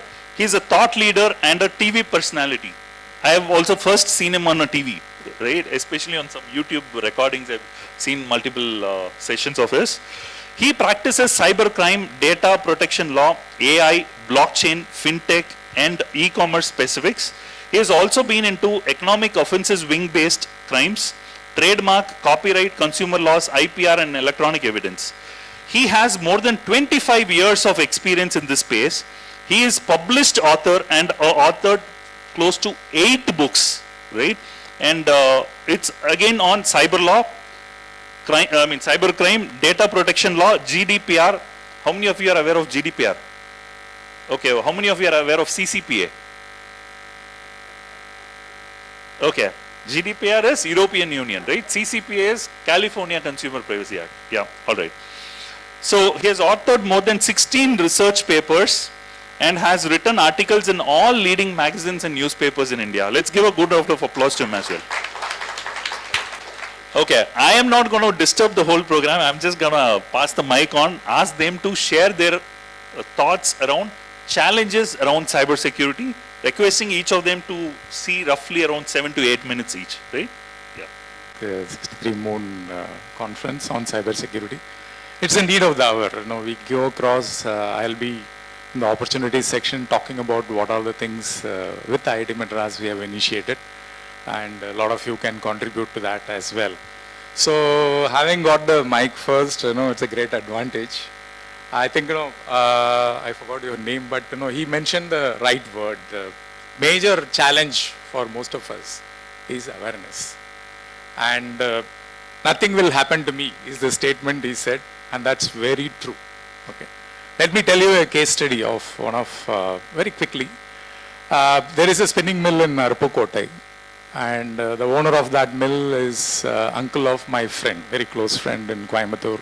He's an entrepreneur in Coimbatore. He called me. He normally doesn't call me after 8.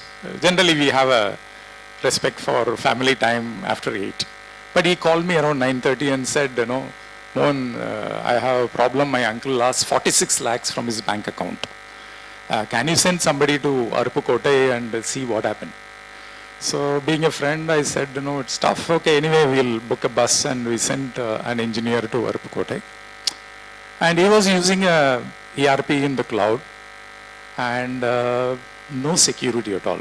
They had about 45 users of ERP across this company. End-to-end automated, beautifully done, material management, right from procurement to selling, billing, everything is automated, including bank transactions, and no security at all. No endpoint security, no firewall, nothing was there. My guys were surprised, so they called me and said, sir, he has nothing, what to do? I said, give him a proposal, let's help him out, okay? And I called that guy and told him, sir, this 46 lakhs is gone, okay? Because whatever is the forensics we did, he has somehow shared, somebody has got into the system to do a proper banking transaction from his ERP, okay? How it happened is beyond us. But immediately implement, at least put a firewall, put some endpoint security and a couple of security systems in place so that you don't lose the next 46 lakhs. Okay, it was a proposal for 5.2 lakhs in total, all 45 endpoint system, including firewall configuration, everything put together was 5.2 lakhs. So he said, no, sir, this is very high. I said, sir, having lost 46 lakhs, 10% or maybe 12% is not a big deal, so do this. This is essential. So I told him, no, if you don't want to do with us, it's fine, but do it with somebody, because you are Anush's uncle, I am giving you this recommendation. So he said, okay. Then one day, after about 45 days or maybe 50 days, my office watchman calls me at 6:30 in the morning. Normally, unless there is an emergency, there is no need to call. I woke up to that call because normally I get up around that time. And he says, sir, one Mr. Guru Prasad has come from Arupukotai. And I said, who is this? Then I remember it is my friend's uncle. So he came and said, sir, I have come. We did a mistake of not listening to you. I have lost another 57 lakhs this time. And I said, no, sir, we can't help you in this case because that's a real fact of life. Till people suffered. And then, I told my friend, look, boss, we have done last time a free service, give a proposal, estimation, evaluation, everything. This time, we are not in a mood to help him out. But let him implement the same. Same thing is needed, the endpoint security firewall. So he said, okay, I'll tell my uncle. So then again, about 3 months later, I get a call from the guy directly. He is abusing me. I have implemented all the things you have told. Still, I lost another 32 lakhs from my account. I was really surprised. I was really shocked, I must say. Then I sent my guy. I said, let's do, because my guy's recommendation cannot go wrong. It's my reputation at stake. We went there. We found that they have put a firewall, very cheap firewall. It doesn't matter. Cost doesn't matter. But no rules written there. Nobody told him that, firewall doesn't work automatically. You have to write the rules and you have to continuously update the rules. And same guy, same set of guys, same with even the endpoint and firewalls, he lost money. So the moral of the story is he lost about 1.2 crores of rupees for not investing 5 lakhs of rupees. So that is the sort of awareness. And the best part is, Anush, my friend tells me, more than 10 people in that Arupukotai and the Thoothukudi belt have lost similar amounts of money. And they have not done anything about it. So awareness is a major challenge for us. And safety and security is the least priority for most of us. And that leads to a major problem. So in the M.E. Subramaniam sir nicely addressed the 10 challenges. I keep it to major 5. I call it as scams. S-C-A-M-S, scams. We have seen a lot of gotlas and gotalas, what they call it as scams. It's easy to remember. The major one is social media and fake news, which is a major culprit. A lot of us waste time and also expose ourselves. Like for example, a leading automotive company in India announced an employee program to suggest cost cutting. Okay, the best of the cost cutting suggestion from the employee will attract an award of 5 lakhs of rupees and a certificate of merit medal from the CEO of the company.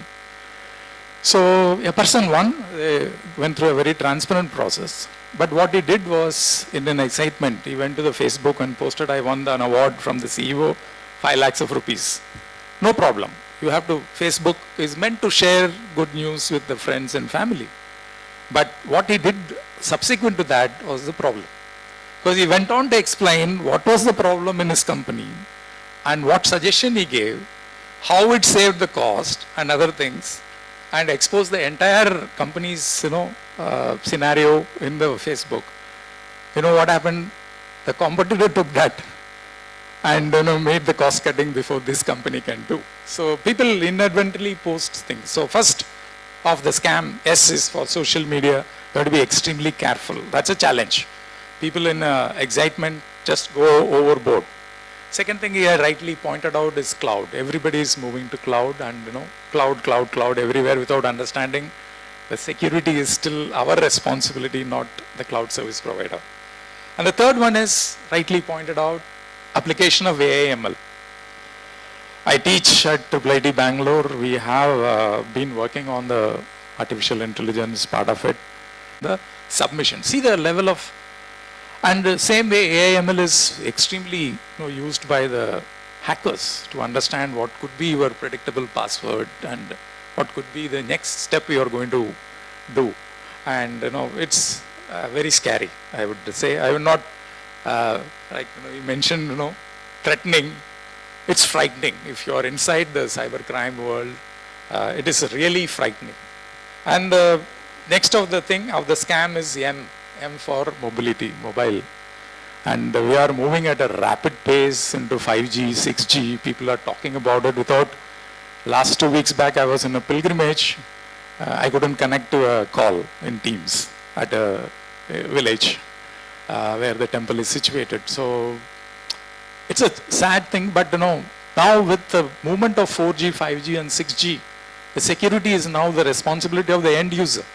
Anyone of in this room know what is the 5G security measures you need to take? No, there is no awareness or drive. That's a major challenge.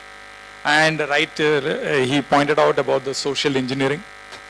80% of the attacks today happens through social engineering, phishing, wishing. He nicely summarized the types of threats which is there. It's very, very scary. And last about 15 days back, we had an opportunity to train the cybercrime cell of 1 minute. We'll come back to the question. Just okay, note it down. We'll come back. Cybercrime of Tamil Nadu Police, brilliant 8 sub-inspectors from various police stations. Brilliant. I was told that they are sub-inspectors, but I had a different image of a police at that time, but they were all qualified, electronic, computer science engineers who have been placed there, and they came to IIT Madras for training. So we had a wonderful interaction. But one of the very interesting things there is, the human psychology, how it is being exploited, and how the greed, empathy, sympathy is exploited by the through the social engineering by the hackers. And one of the inspectors from one of the deep south district, I don't want to mention because it's very easy to zoom into that person. She told the same person, one individual got cheated 26 times. The same manner. Can you believe that? Common sense, because of the greed, no? And it is like the rummy type of things where, whatever you lost in the previous one, you want to get it back. That's the way this 26 times an individual got cheated. It was a big, big surprise for me. And that is something which is the thing. Of course, he nicely pointed out about the deep fake and the technologies on the morphing videos and whatever is there, which is there. That's a major challenge to identify and segregate. Cybex type of tools is very good if it could do all the filtering there. And one of the major things is also a lot of companies do not even give an attention to physical security. If somebody can enter your office and they have a network port available openly, they can do a major damage without, whatever systems you have, because most of the companies treat the employees, trusted ones, and they do not put for any insider threat management. So that is something which is again a challenge there. And the most important one is lack of skilled people. Like I think somebody pointed out that, I think Jyotimani sir pointed out that. So we have, huge challenge there. There are 4 million jobs. If you go to the cybersecurity, you go to any of the websites, Monsters or any US websites, there are 4 million jobs in cybersecurity. What is a trained workforce? It's hardly 400,000. So 10% is a trained workforce. So people are managing security without a properly trained resource and half-baked resource, like I mentioned about the Arupkote company. He didn't even write a rule on the firewall. How can it protect him? So that is something which is there. There's a huge opportunity also. When we come to opportunity, I'll talk about it. And finally, our Honorable Prime Minister is doing a Digital India push, which is very good. But without getting proper education to the end users and other things. We have a case which we had in IIIT Bangalore itself. All the colleges, we have been through colleges, we get the break at the same time. 9:30 the class starts, and 11 o'clock there is a break. 11:15 we start, 12:45 we finish, and 1:45 we gather again. Up to 3:30 the sessions run like that.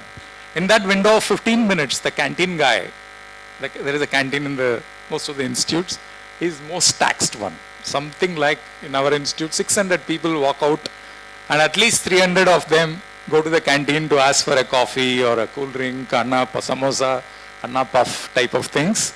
And this guy had a QR code, and people show him, this is what I paid. I paid. And at the end of the 3 days, he went to the bank to take the money to go and buy the replenish his stocks. He didn't find, normally his sale is around 22 to 25,000 per day. He expected that 70,000 will be his balance, and he had only few thousands in his account. So the Dean Academics called, said, Mohan, look into this, why he has not got into it. Somebody has nicely put another QR code. His name is Mubarak, okay? So somebody added a A in between, so it's very easy to show Mubarak with 1 A or double A, you cannot find out. So he has been seeing Mubarak, paid 45 rupees, paid 60 rupees, paid 100 rupees, but it didn't hit account because somebody opened a similar Mubarak account in Paytm and stuck a QR code overnight, because the canteen closes at 2 o'clock, opens at 10 o'clock in the morning. In that period, somebody can stick in there. So fortunately, one of my students from IIIT was working in Paytm. I called him, Lokesh, there is a problem. He says, sir, Pura, out of, in the recent times, we have got 100 plus complaints of the similar ones, QR code getting changed in the petrol pump and other things. So we discussed, and then, this announcement, now what you hear in the Paytm was introduced by us from IIIT for the sake of the canteen wala who lost the money. But interestingly, how we close the case is, it should be an insider, because campus is very well protected. Either a staff or a contractor or a student must have done it. It's a shame for the institute. So the dean decided that we'll pay from the institute to the canteen wala and protect him. So that that is where it is. But the challenges, like he said about 10 rupees, why should you pay for a Elanir or a tender coconut through a Paytm? No need. But people are accustomed to it now. People don't carry their wallet. They think that the UPI wallet is the safest one. But there are, recently there is a case we handle, the QR code reverse engineered malware coming into your thing when you are scanning the QR code. That's possible there. It's very much happening there. So these are all the challenges. The point here is we are going to reach 100 plus billion people without properly educating them. And that also turns to be opportunity, which I'll talk in the next section of the people. Thank you very much, sir. Yeah, let's give a good round of applause once again. And when Sir was talking about this, I get reminded of this very interesting story where the US wanted to create or develop a pen that could write in the moon. Have you heard of that story? right? Someone came with they started spending, they created a department, they spent 200 million and they still could not do it. But someone else came with the alternate option of having a small pencil, which could solve the same problem. Okay, Vijay movie, maybe, I don't know. But like what sir said, QR code scanning was usually a big threat, because even if I don't pay the right person, right, or I create a lookalike screen of the payment page, right, then the solution that they've given is a brilliant solution, like small sound box. If the payment has received, it says, hey, 50 rupees received from Vinod Senthil, for example. Right? Very simple and effective solution, fail-proof solution. Yes or no? Right? So now we're looking forward to hear from Mr. Balu, sir. Thank you.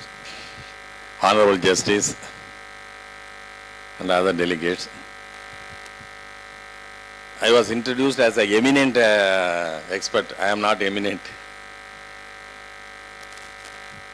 I served in cyber in 2004. No one opted for cybercrime cell. I was caught and put. After taking charge, I learned many things. I did a PG diploma course in Madras University. The teacher is here with me, Mr. Vijay Kumar. He is our president. He only took classes. So after having posted in cybercrime cell, I took it as a challenge.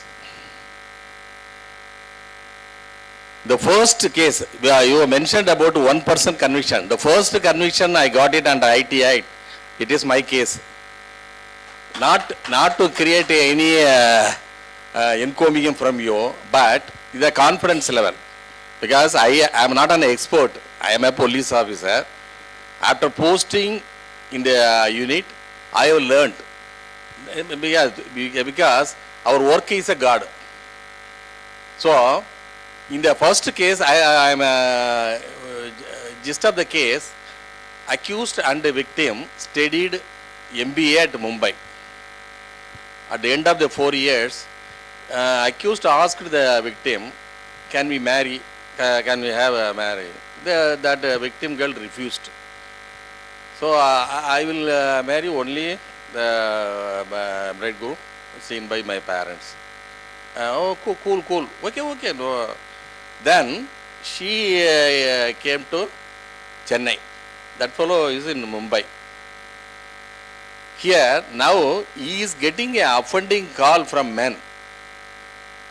That fellow, what he did, he created an email ID in the name of that girl, as if she created email ID, and posted in the Yahoo groups as a call girl, free for sex, and given contact number, parents number and the victim girl. In this case, affected only 3 persons. The first case reported, after taking charge, this case reported, our Mr. Nadaraj was the commissioner. He told, sir, first I took up the case through IP address. At that time, now server IP, at that time accused used IP, we can find out. I took up the case and through IP address, I located the IP originated from Mumbai to cyber browsing centers. Do you have any enemy in Mumbai? No, sir, only one friend. He told that immediately after the occurrence, she consulted only the accused. Sugas, I am getting an offending call, my parents also are getting offending call. What we can do? You don't go to police. The police do not know anything. They don't know anything. You don't go. It will you will get a call only for a month. So you keep quiet.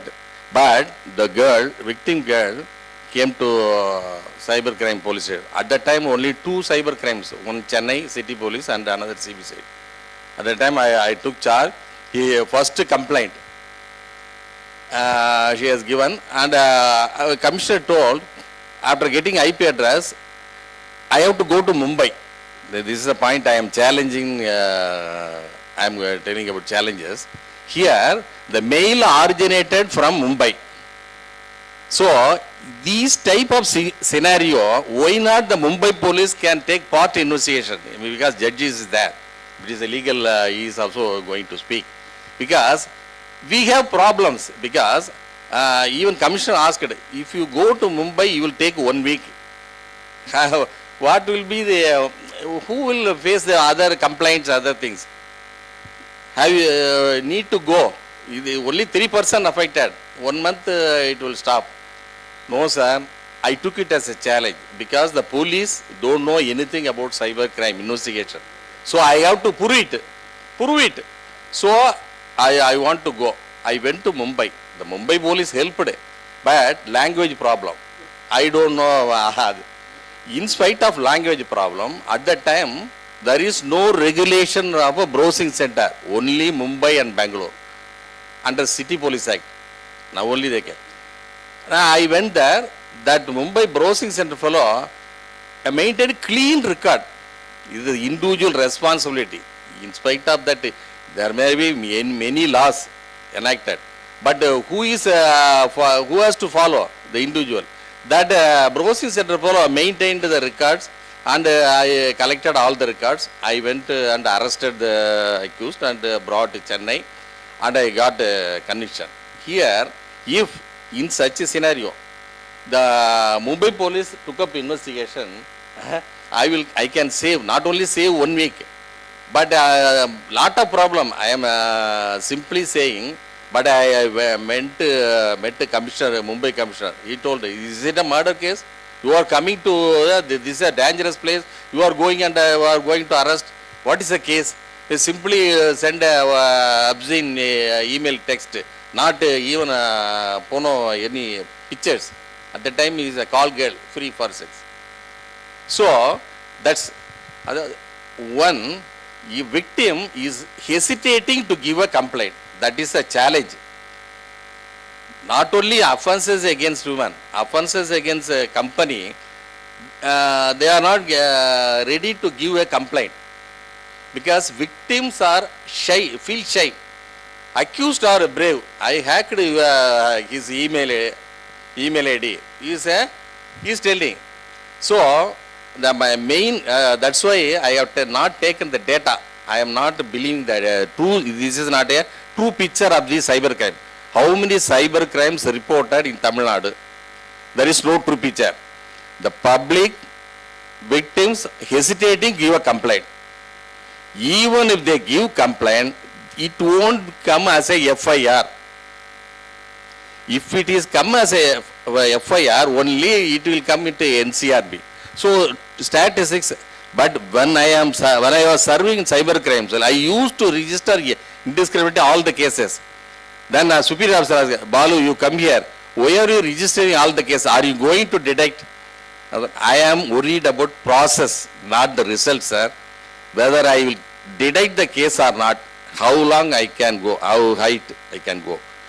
Then only, what is the nature of cases getting reported? The market need. Then I designed it. That fellow is selling the tractor at a lower price. How? Then only he found out he is an ex-employee. Then he is giving a complaint. After 1 year, how can I get the evidences? So delayed complaint, not giving complaint, delayed complaint. Then regarding law, 165B Evidence Act, any digital evidence, before producing before the court, we have to give a certificate. It is a law. It came on 2000. 2000 itself came. But still, no one is clear about 65B. Who has to give the certificate? When in the first case, Sugaskati case, I have given a 65B certificate because I am not an intelligent. I will keep intelligent people with me always. I won't feel shy. I don't know, sir. I will ask.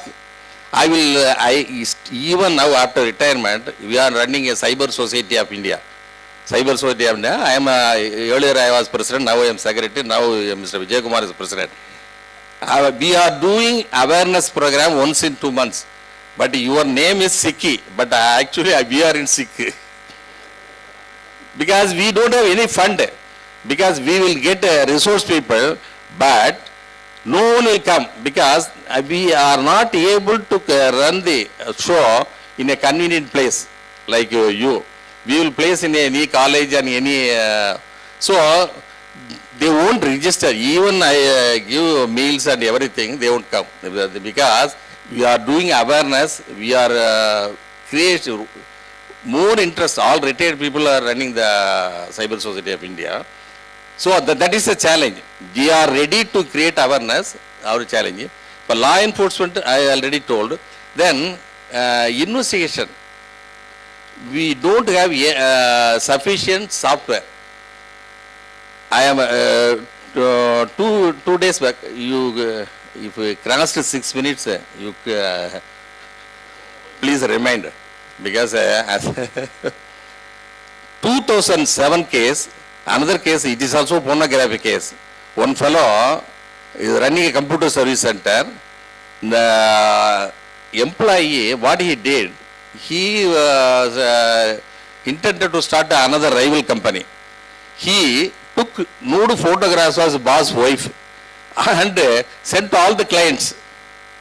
Here, what I am saying, I took photograph because in this bathroom, some gap, through that gap only he took photos. Here, a photographer was examined 2 days back. The advocate is not crossing, harassing the witnesses. Witnesses has to be treated fairly. But the advocate asking, you only took photograph? Yes. Though you show which is toilet room, which is bathroom. Sir, I don't know. The DSP told I took photograph. Photographer took photo. You show, because the advocate is not trained to handle the cyber crime. He is having 10 persons and experts with through him he get in, he is putting questions. Who is harassing? This is another challenge, because when I am putting the box, are you trained in cyber crime investigation? Sir, yes sir, I did a diploma, I know the basics. But do you know? Do you have undergone any training? Even hard disk, I am seizing the hard disk containing obscene photographs. He is accused of asking copies of the photos. Even the section without knowledge took copy and giving. I objected. Sir, case itself is a publication of obscene photographs. You are publishing photographs. So he is not understood.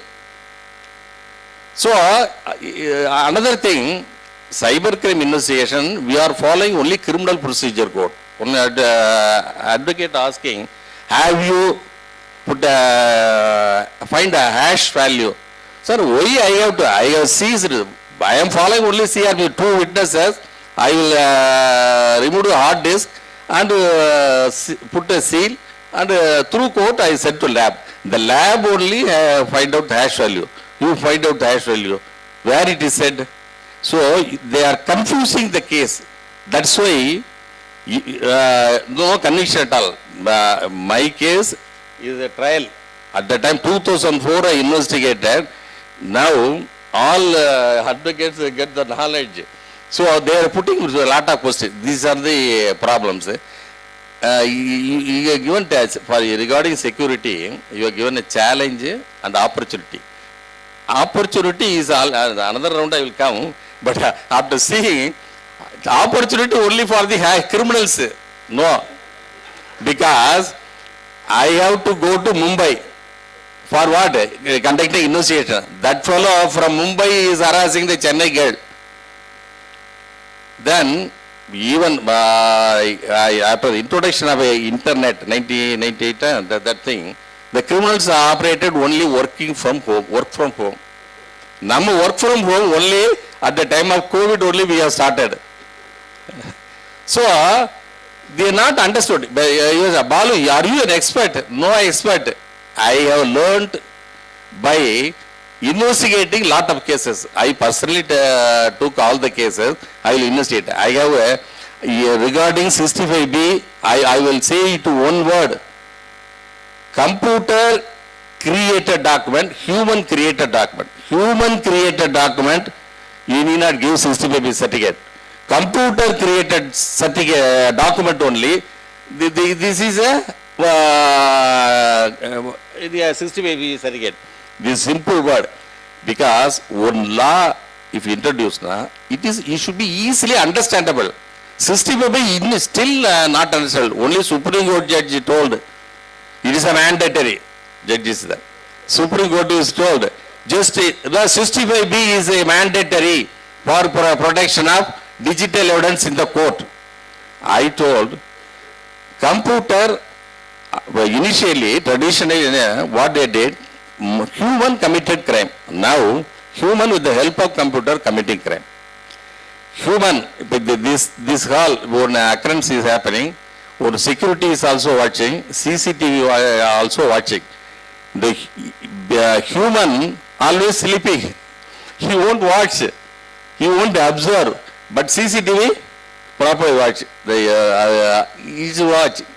This evidence is necessary for the prosecution. How to take the evidence, how to see the footage, how to place in the court, so another opportunity, this case, because of digital, we can have a more conviction than human. Human can be influenced, but computer cannot be influenced. So challenges regarding law, I told even another act 79A, notification of examiner of electronic. Why that section came? The objective, nothing.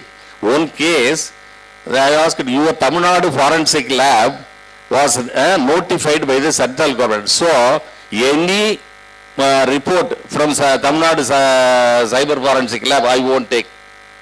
The advocate is arguing. No one is 79 Act, what is it? Is notified by central government. It is commanded to 2009 notification. Then 2017 only GO came. This is not a notified, but earlier law. Earlier law is there. So when law is coming, it has some objective, some examples. My sister said, how it will be, who has to give. This explanation should be accompanied along with the law. Since there is no explanation, each one giving whatever they feel, they are giving explanation. So these are all the challenge. Police people has to be trained.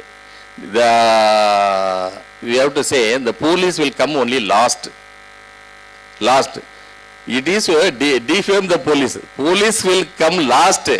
When? But prosecution will come first. After committing traditional crime, police can prevent.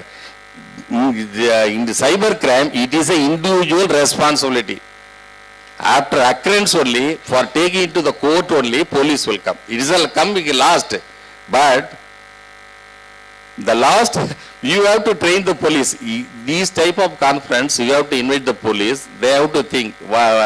They have to learn. So, first of all, I have to thank SICCI and Moons for allowing me to speak, share my thoughts in the forum. Thanks for all who are all cause for the conference. Thank you.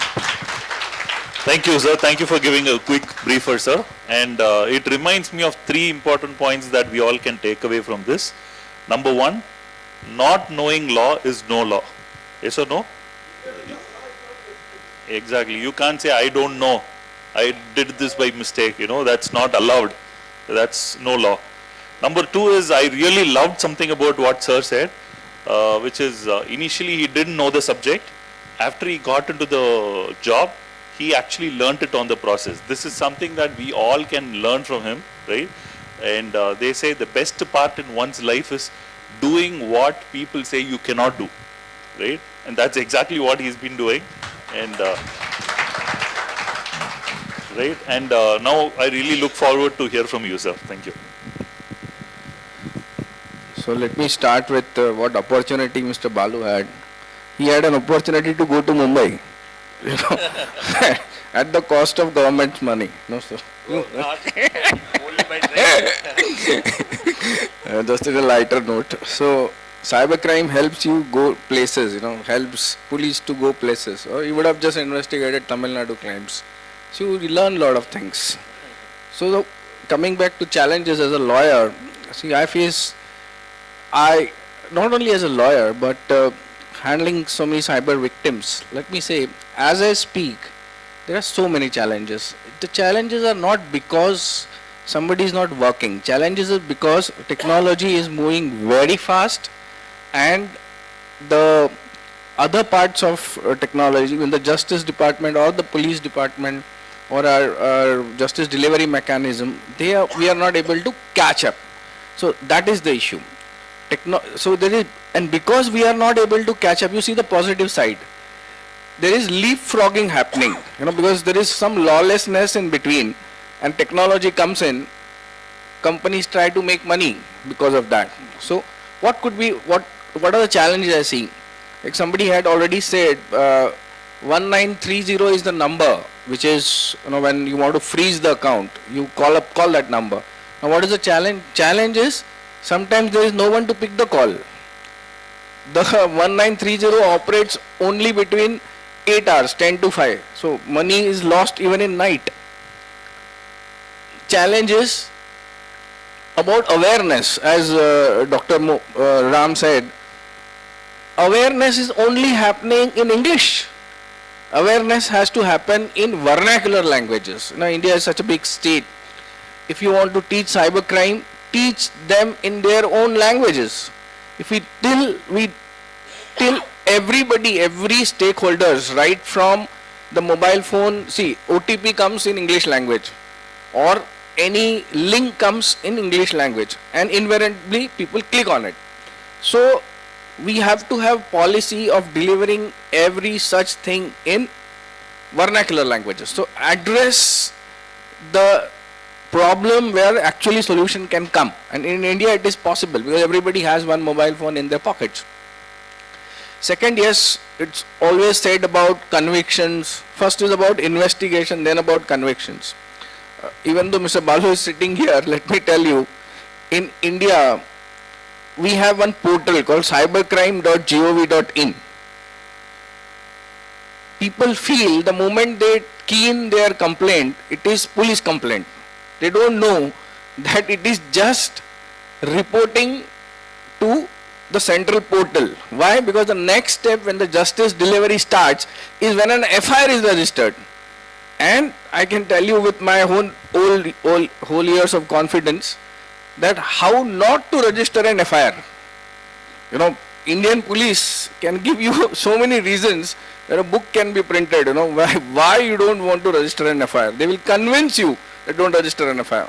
So FIR doesn't get registered. When a FIR doesn't get registered, there are multiple problems which happen even today.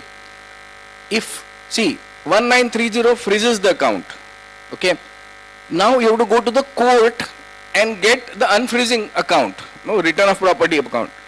The judge says, I don't have a jurisdiction. Why? Because there is no FIR in place.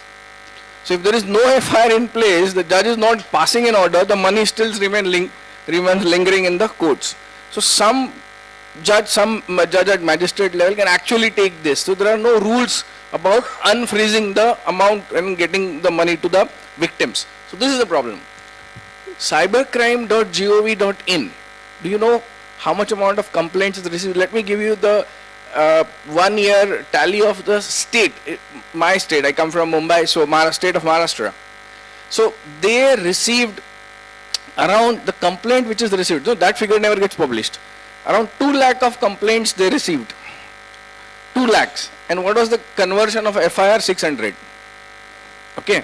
So if 600 FIRs have been converted as to 2 lakhs of complaint, then just imagine what happens to the person who are losing money at this rapid rate.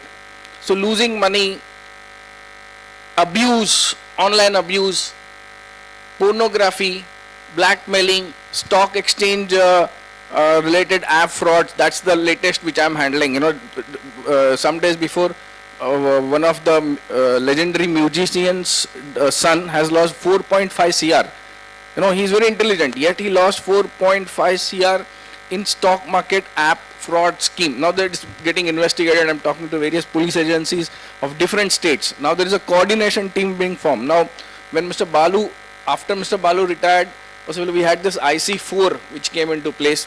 IC4 is Minister of Home Affairs coordination team which coordinates between all the states of cybercrime, all the states. The day before yesterday there was a meeting where every state police was there, and police from Pimpri, that's near Pune, he was telling how did he crack this stock market app fraud. So money was found to be going to Bangkok, so much money, and via Chinese individuals present in India. So this is multi-country fraud in cybercrime. So cybercrime has not remained a small person's job sitting in garage and doing it. Now it is a multi-country ganged up operation where money is getting used for terrorist finance and, you know, different black kind of activities. It's all ganged up. No one person is benefiting. It's all percentage wise they get money, 10, 12, 15, 20, and the money is transferred via cryptocurrency to another countries. So these are all challenges, new age challenges. In Chennai itself, on darknet, they are selling drugs, they are selling contraband medicines. There's too much amount of business which is happening. They are selling credit card numbers, PIN numbers. They are selling malware codes and service-based malware codes. Here it's happening in Chennai. Let me, as I speak. So these are challenges, and to face these challenges, see, when it comes to cyber security, you need to be aware. You need to be, the awareness has to be more. The awareness has to be so much that you create a cyber security culture in your own family, in your own organization. And that culture can create resilience. See, solutions will not save you, but when you are resilient and when you are aware, I think you can remain protected from this. So to remain protected, awareness is the must in your family. So today, possibly when you go back home and talk to your friends, talk to your family members, whatever you have understood out of this 2 hours, something if you could, communicate back to your neighbors, to your family members, and try to make them resilient to cyber security, that would be the actual achievement of this conference, arranged by SICCI and 63 Moons. I'll talk further because I don't want to push into time. Senthil, please. Thank you.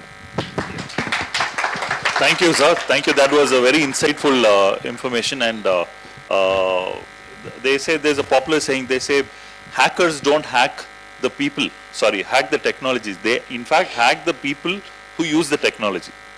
Yes or no? Right. Now, keeping in mind that we are running short of time because we had little extended time on the challenges part, I'd change the agenda a little if you are all okay, right? We'll just try to have 2 points per person because there's something else planned already, right? 2 points per person on opportunity front, right? So that we can also see during the dinner we can have end users catch up with us, right? So we'll get started with you, sir. 2 points on opportunities. Yeah, that's a tough task because the opportunities are plenty.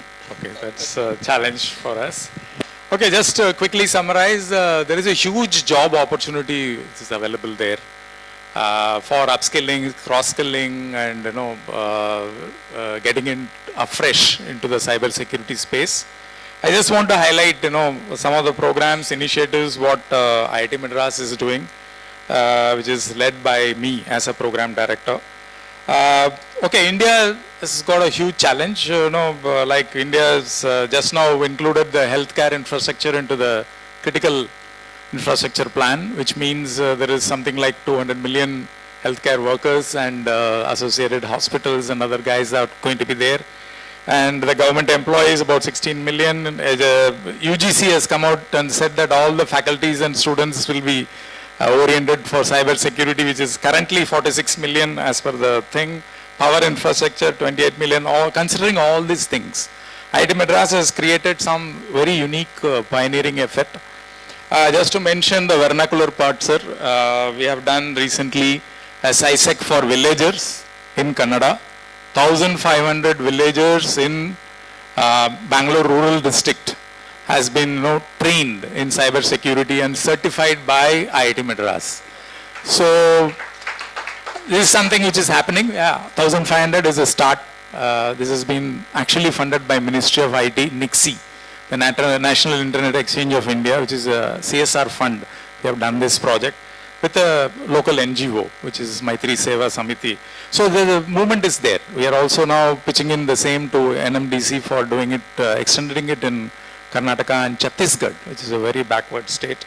And second thing is we are also getting the rural students, the school students. SICCI for students is again a vernacular initiative, of course, for Tamil Nadu, with the help of Rotary Club.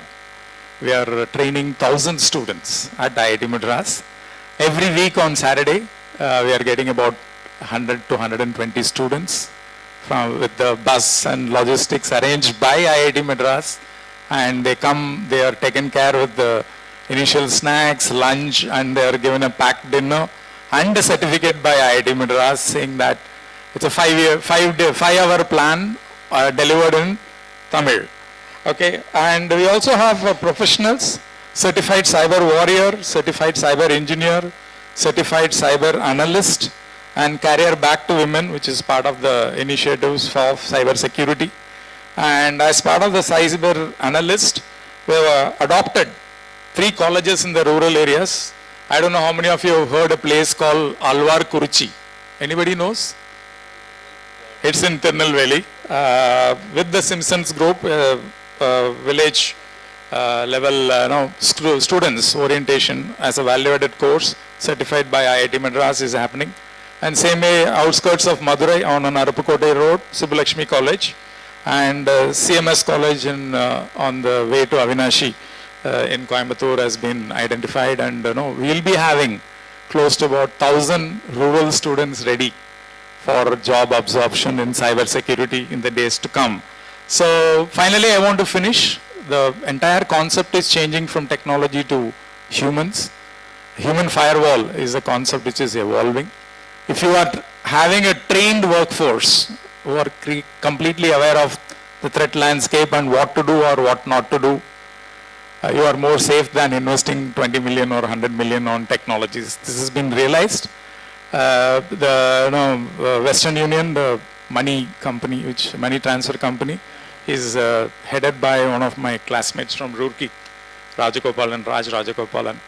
He has introduced this concept, and we won't believe the number of incidents and attacks have come down almost 80% because of the human workforce.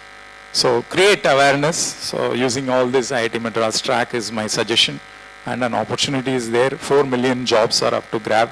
Any children you have, please put them to a good proper certification course. They can mint money, because today USA highest paid job is for a security analyst. So opportunities are plenty. I hand over to Mr. Balu. Thank you, sir. You have enough materials. I have taken time. I have 3 points. Opportunity for the police. All the accused are being arrested through getting location from the service provider, mobile service provider, because we are not getting any intelligence. To arrest any accused, we are getting call data records, location. Even for investigation, CCTV footage. So all the major cases breakthrough only CCTV footage. So the digital have a given opportunity. Being a cyber society of India, I took this as an opportunity. It is started 2004. We have crossed 20 years, but we have enough strength to conduct the program. We don't have any money strength. So the SICCI can associate, can adapt Cyber Society of India. Now, when I approach one person, why not you close the wind up Cyber Society of India? It is still I am reading only cybercrime news. I am 71 crossed. I used to attend any conference, anything. He told because I attended Mumbai, I got the Cyber Cup award. I attended Mumbai 1 week. At the time, the NASCOM along with NASCOM, they got it. If any conference, I used to attend. So luckily, you also called me. So you take Cyber Society of India in your partner. Not getting any name for us, but Cybersecurity India, it was started 2004. Mr. R.K. Raghavan, Mr. Vittal, prominent persons started with the good aim of, he told, in Tamil, we are public, we are concentrating only public, not professional, public we are concentrating. Repeatedly we are telling, you ஏழரை வந்துட்டு சொல்லுவோம் 19 because to keep memory the 1930 உனக்கு ஏழரை வந்ததுன்னா உன் பணம் போச்சுன்னா ஏழரை வந்துடுது ஏடு. அதாவது ட்ரெடிஷ்னல் கிரைமில் திருடனாய் பார்த்து திருந்தாவிட்டால் திருட்டை ஒழிக்க முடியாது.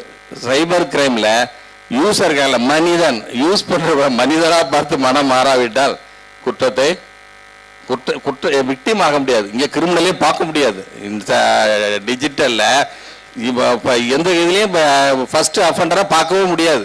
ஹேக்கர்கிட்ட போகிறதே இல்லை, விக்டிம் தான். அதனால் victim you safe card. Awareness 3 ways I used to say. There are 3 ways: awareness, awareness. Thank you. So opportunities in law. See, when I started, we were called cyber lawyers. But now cyber lawyer has become such a big domain that you can create super specialization within cyber law. Like you can be a fintech lawyer, you can be a blockchain lawyer, you can be an e-commerce lawyer, you can be an AI lawyer. So super specialty in the tech law space is the great opportunity right now what we have. And who can take this opportunity? Mixture of technology and law. So if you get this dual degrees also nowadays in universities, like BTech with LLB, BSc with LLB. So when you go for this law, if there are some already tech graduates, they can go for law and take specific thing in law, like only cybersecurity, only AI, only robotics. What are the new technologies are coming? If you embrace that, I think you have a better chance. This is one opportunity in the cybersecurity space. Second is giving something to the society back. That's a big opportunity.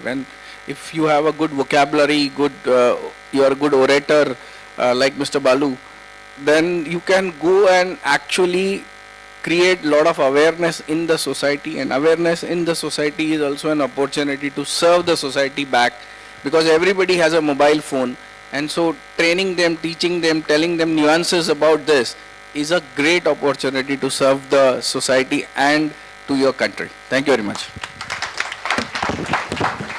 Thank you, everyone. So I had to request them to cut the second portion of really short, but it was really valuable and very informative. Before we close, I was talking about the end users interaction portion. We'll keep it in the dinner part. So anyone wants to reach out, please feel free.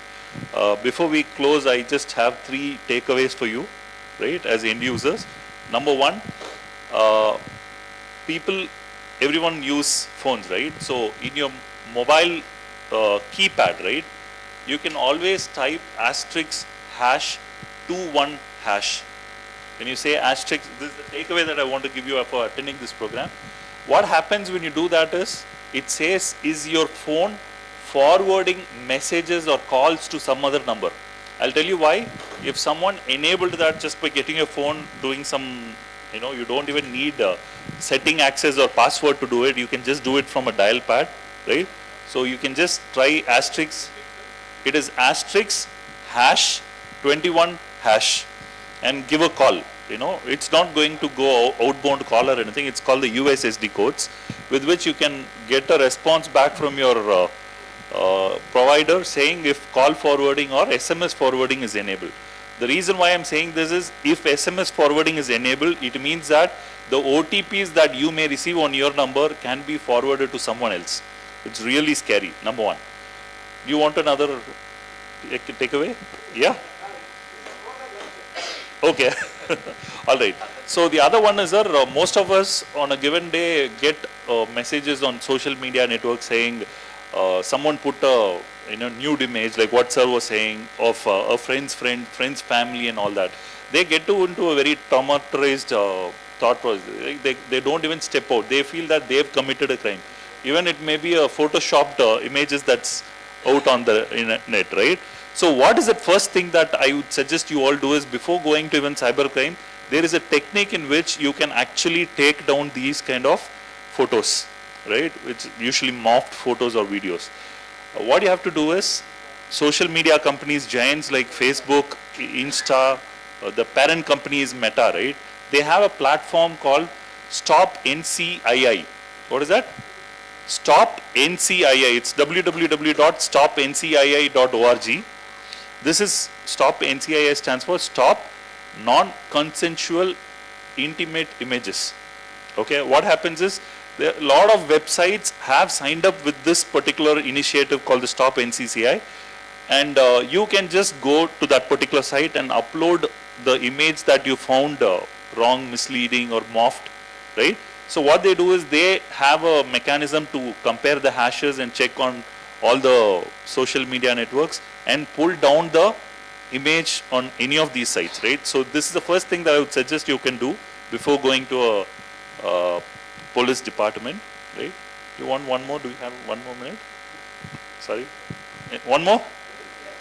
Okay. So in India, once more, sir. Okay. So in India, what happens is, there are a lot of NBFCs, non-banking financial companies. What they do lend money, right? And there are methods in which end users can take unsecured loans up to 50,000 rupees without issuing PAN cards, correct?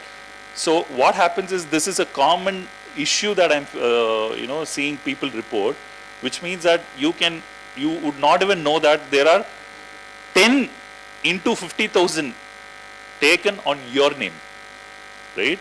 So I will go say that I am say Mr. Balu, right? And I'll say I need a loan of 50,000 rupees, and I'll go to 10 NBFCs and get the money, right? And how do you check that, right? You can check that by going to this website called TAFCOP. It's a government portal, right? TAFCOP, TAFCOP, where you can go put in your mobile number, your Aadhaar number. It will tell you that these are all the mobile numbers registered to your Aadhaar. Okay? Oh, is it? Okay. Excellent. Right. So it's mobile number and the OTP. You first verify your number. It will also tell you what are the other phone numbers registered under the same person's detail, right? And let me tell you, to my surprise, even my close friends saw close to 6 or 7 new phone numbers registered under their name, which they have no idea. And that is when he understands that these non-NBFC loans, the unsecured loans, were taken on his name by these kind of fraudsters, right? So as much as we would love to hear from them, due to the limitation of time, we request you all to take it out in the dinner place. But last but not the least, we all had such a lovely learning from you all, sir. Thank you very much. And last but not least, I'll pass it on to you, sir. Thank you so much.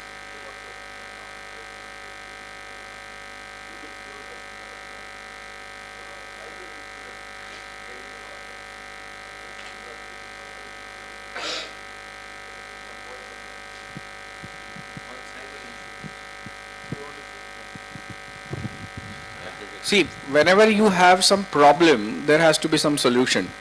So, if there is a loss, then cyber insurance is the best option which you can have. But let me tell you, with my experience, the amount of insurance claims being honored.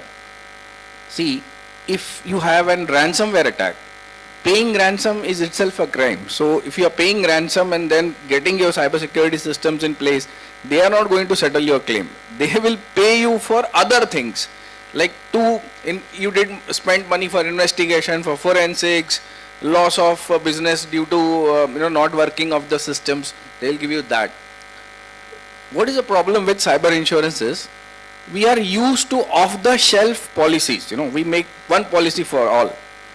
And with the new technologies, happening, the way a cyber incident or event happens is not exactly matching to those policies. And the amount of loss, actuaries found them fumbling to, make that table of loss, etc. So designing a cyber insurance policy itself gets a challenge. But if you have an organization, and for the legal and compliance part, you definitely need to take one cyber insurance policy. Yeah, thank you. All right, thank you so much, esteemed panelists. Taking cognizance of the fact that we've kind of shot through the time here, I would like to conclude this now, but can I call Mr. Subramaniam, who would be, could you please provide the mementos to the panelists? Mr. S. Balu.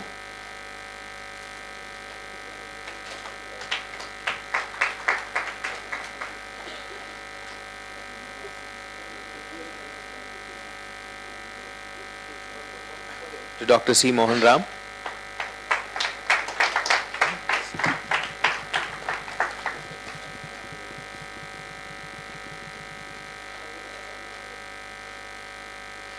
To Mr. Vinod Senthil.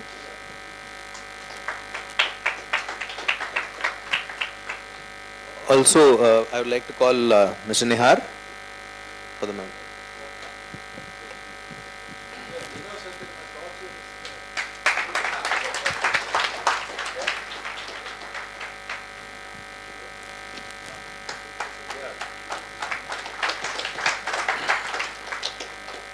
Commerce and Industry and 63 Moons Technology.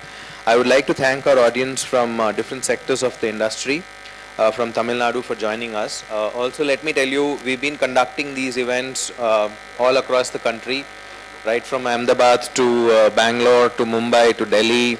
But this has been one of the best sessions that we've had with the kind of panelists and the interactions. So I'd like to thank the esteemed guests and panelists, Mr. Rajendran, our MD of 63 Moons Technologies, Justice Dr. Jyoti Mani, Mr. Senthil, Mr. Balu, Dr. Ram, Dr. Mali, Mr. Patare for making the conference meaningful for us. I'd like to request our esteemed guests and panel, from the panel and the audience, if you could just follow us, join us for dinner that's served outside, and we could have all the QA sessions there as well. Thank you so much.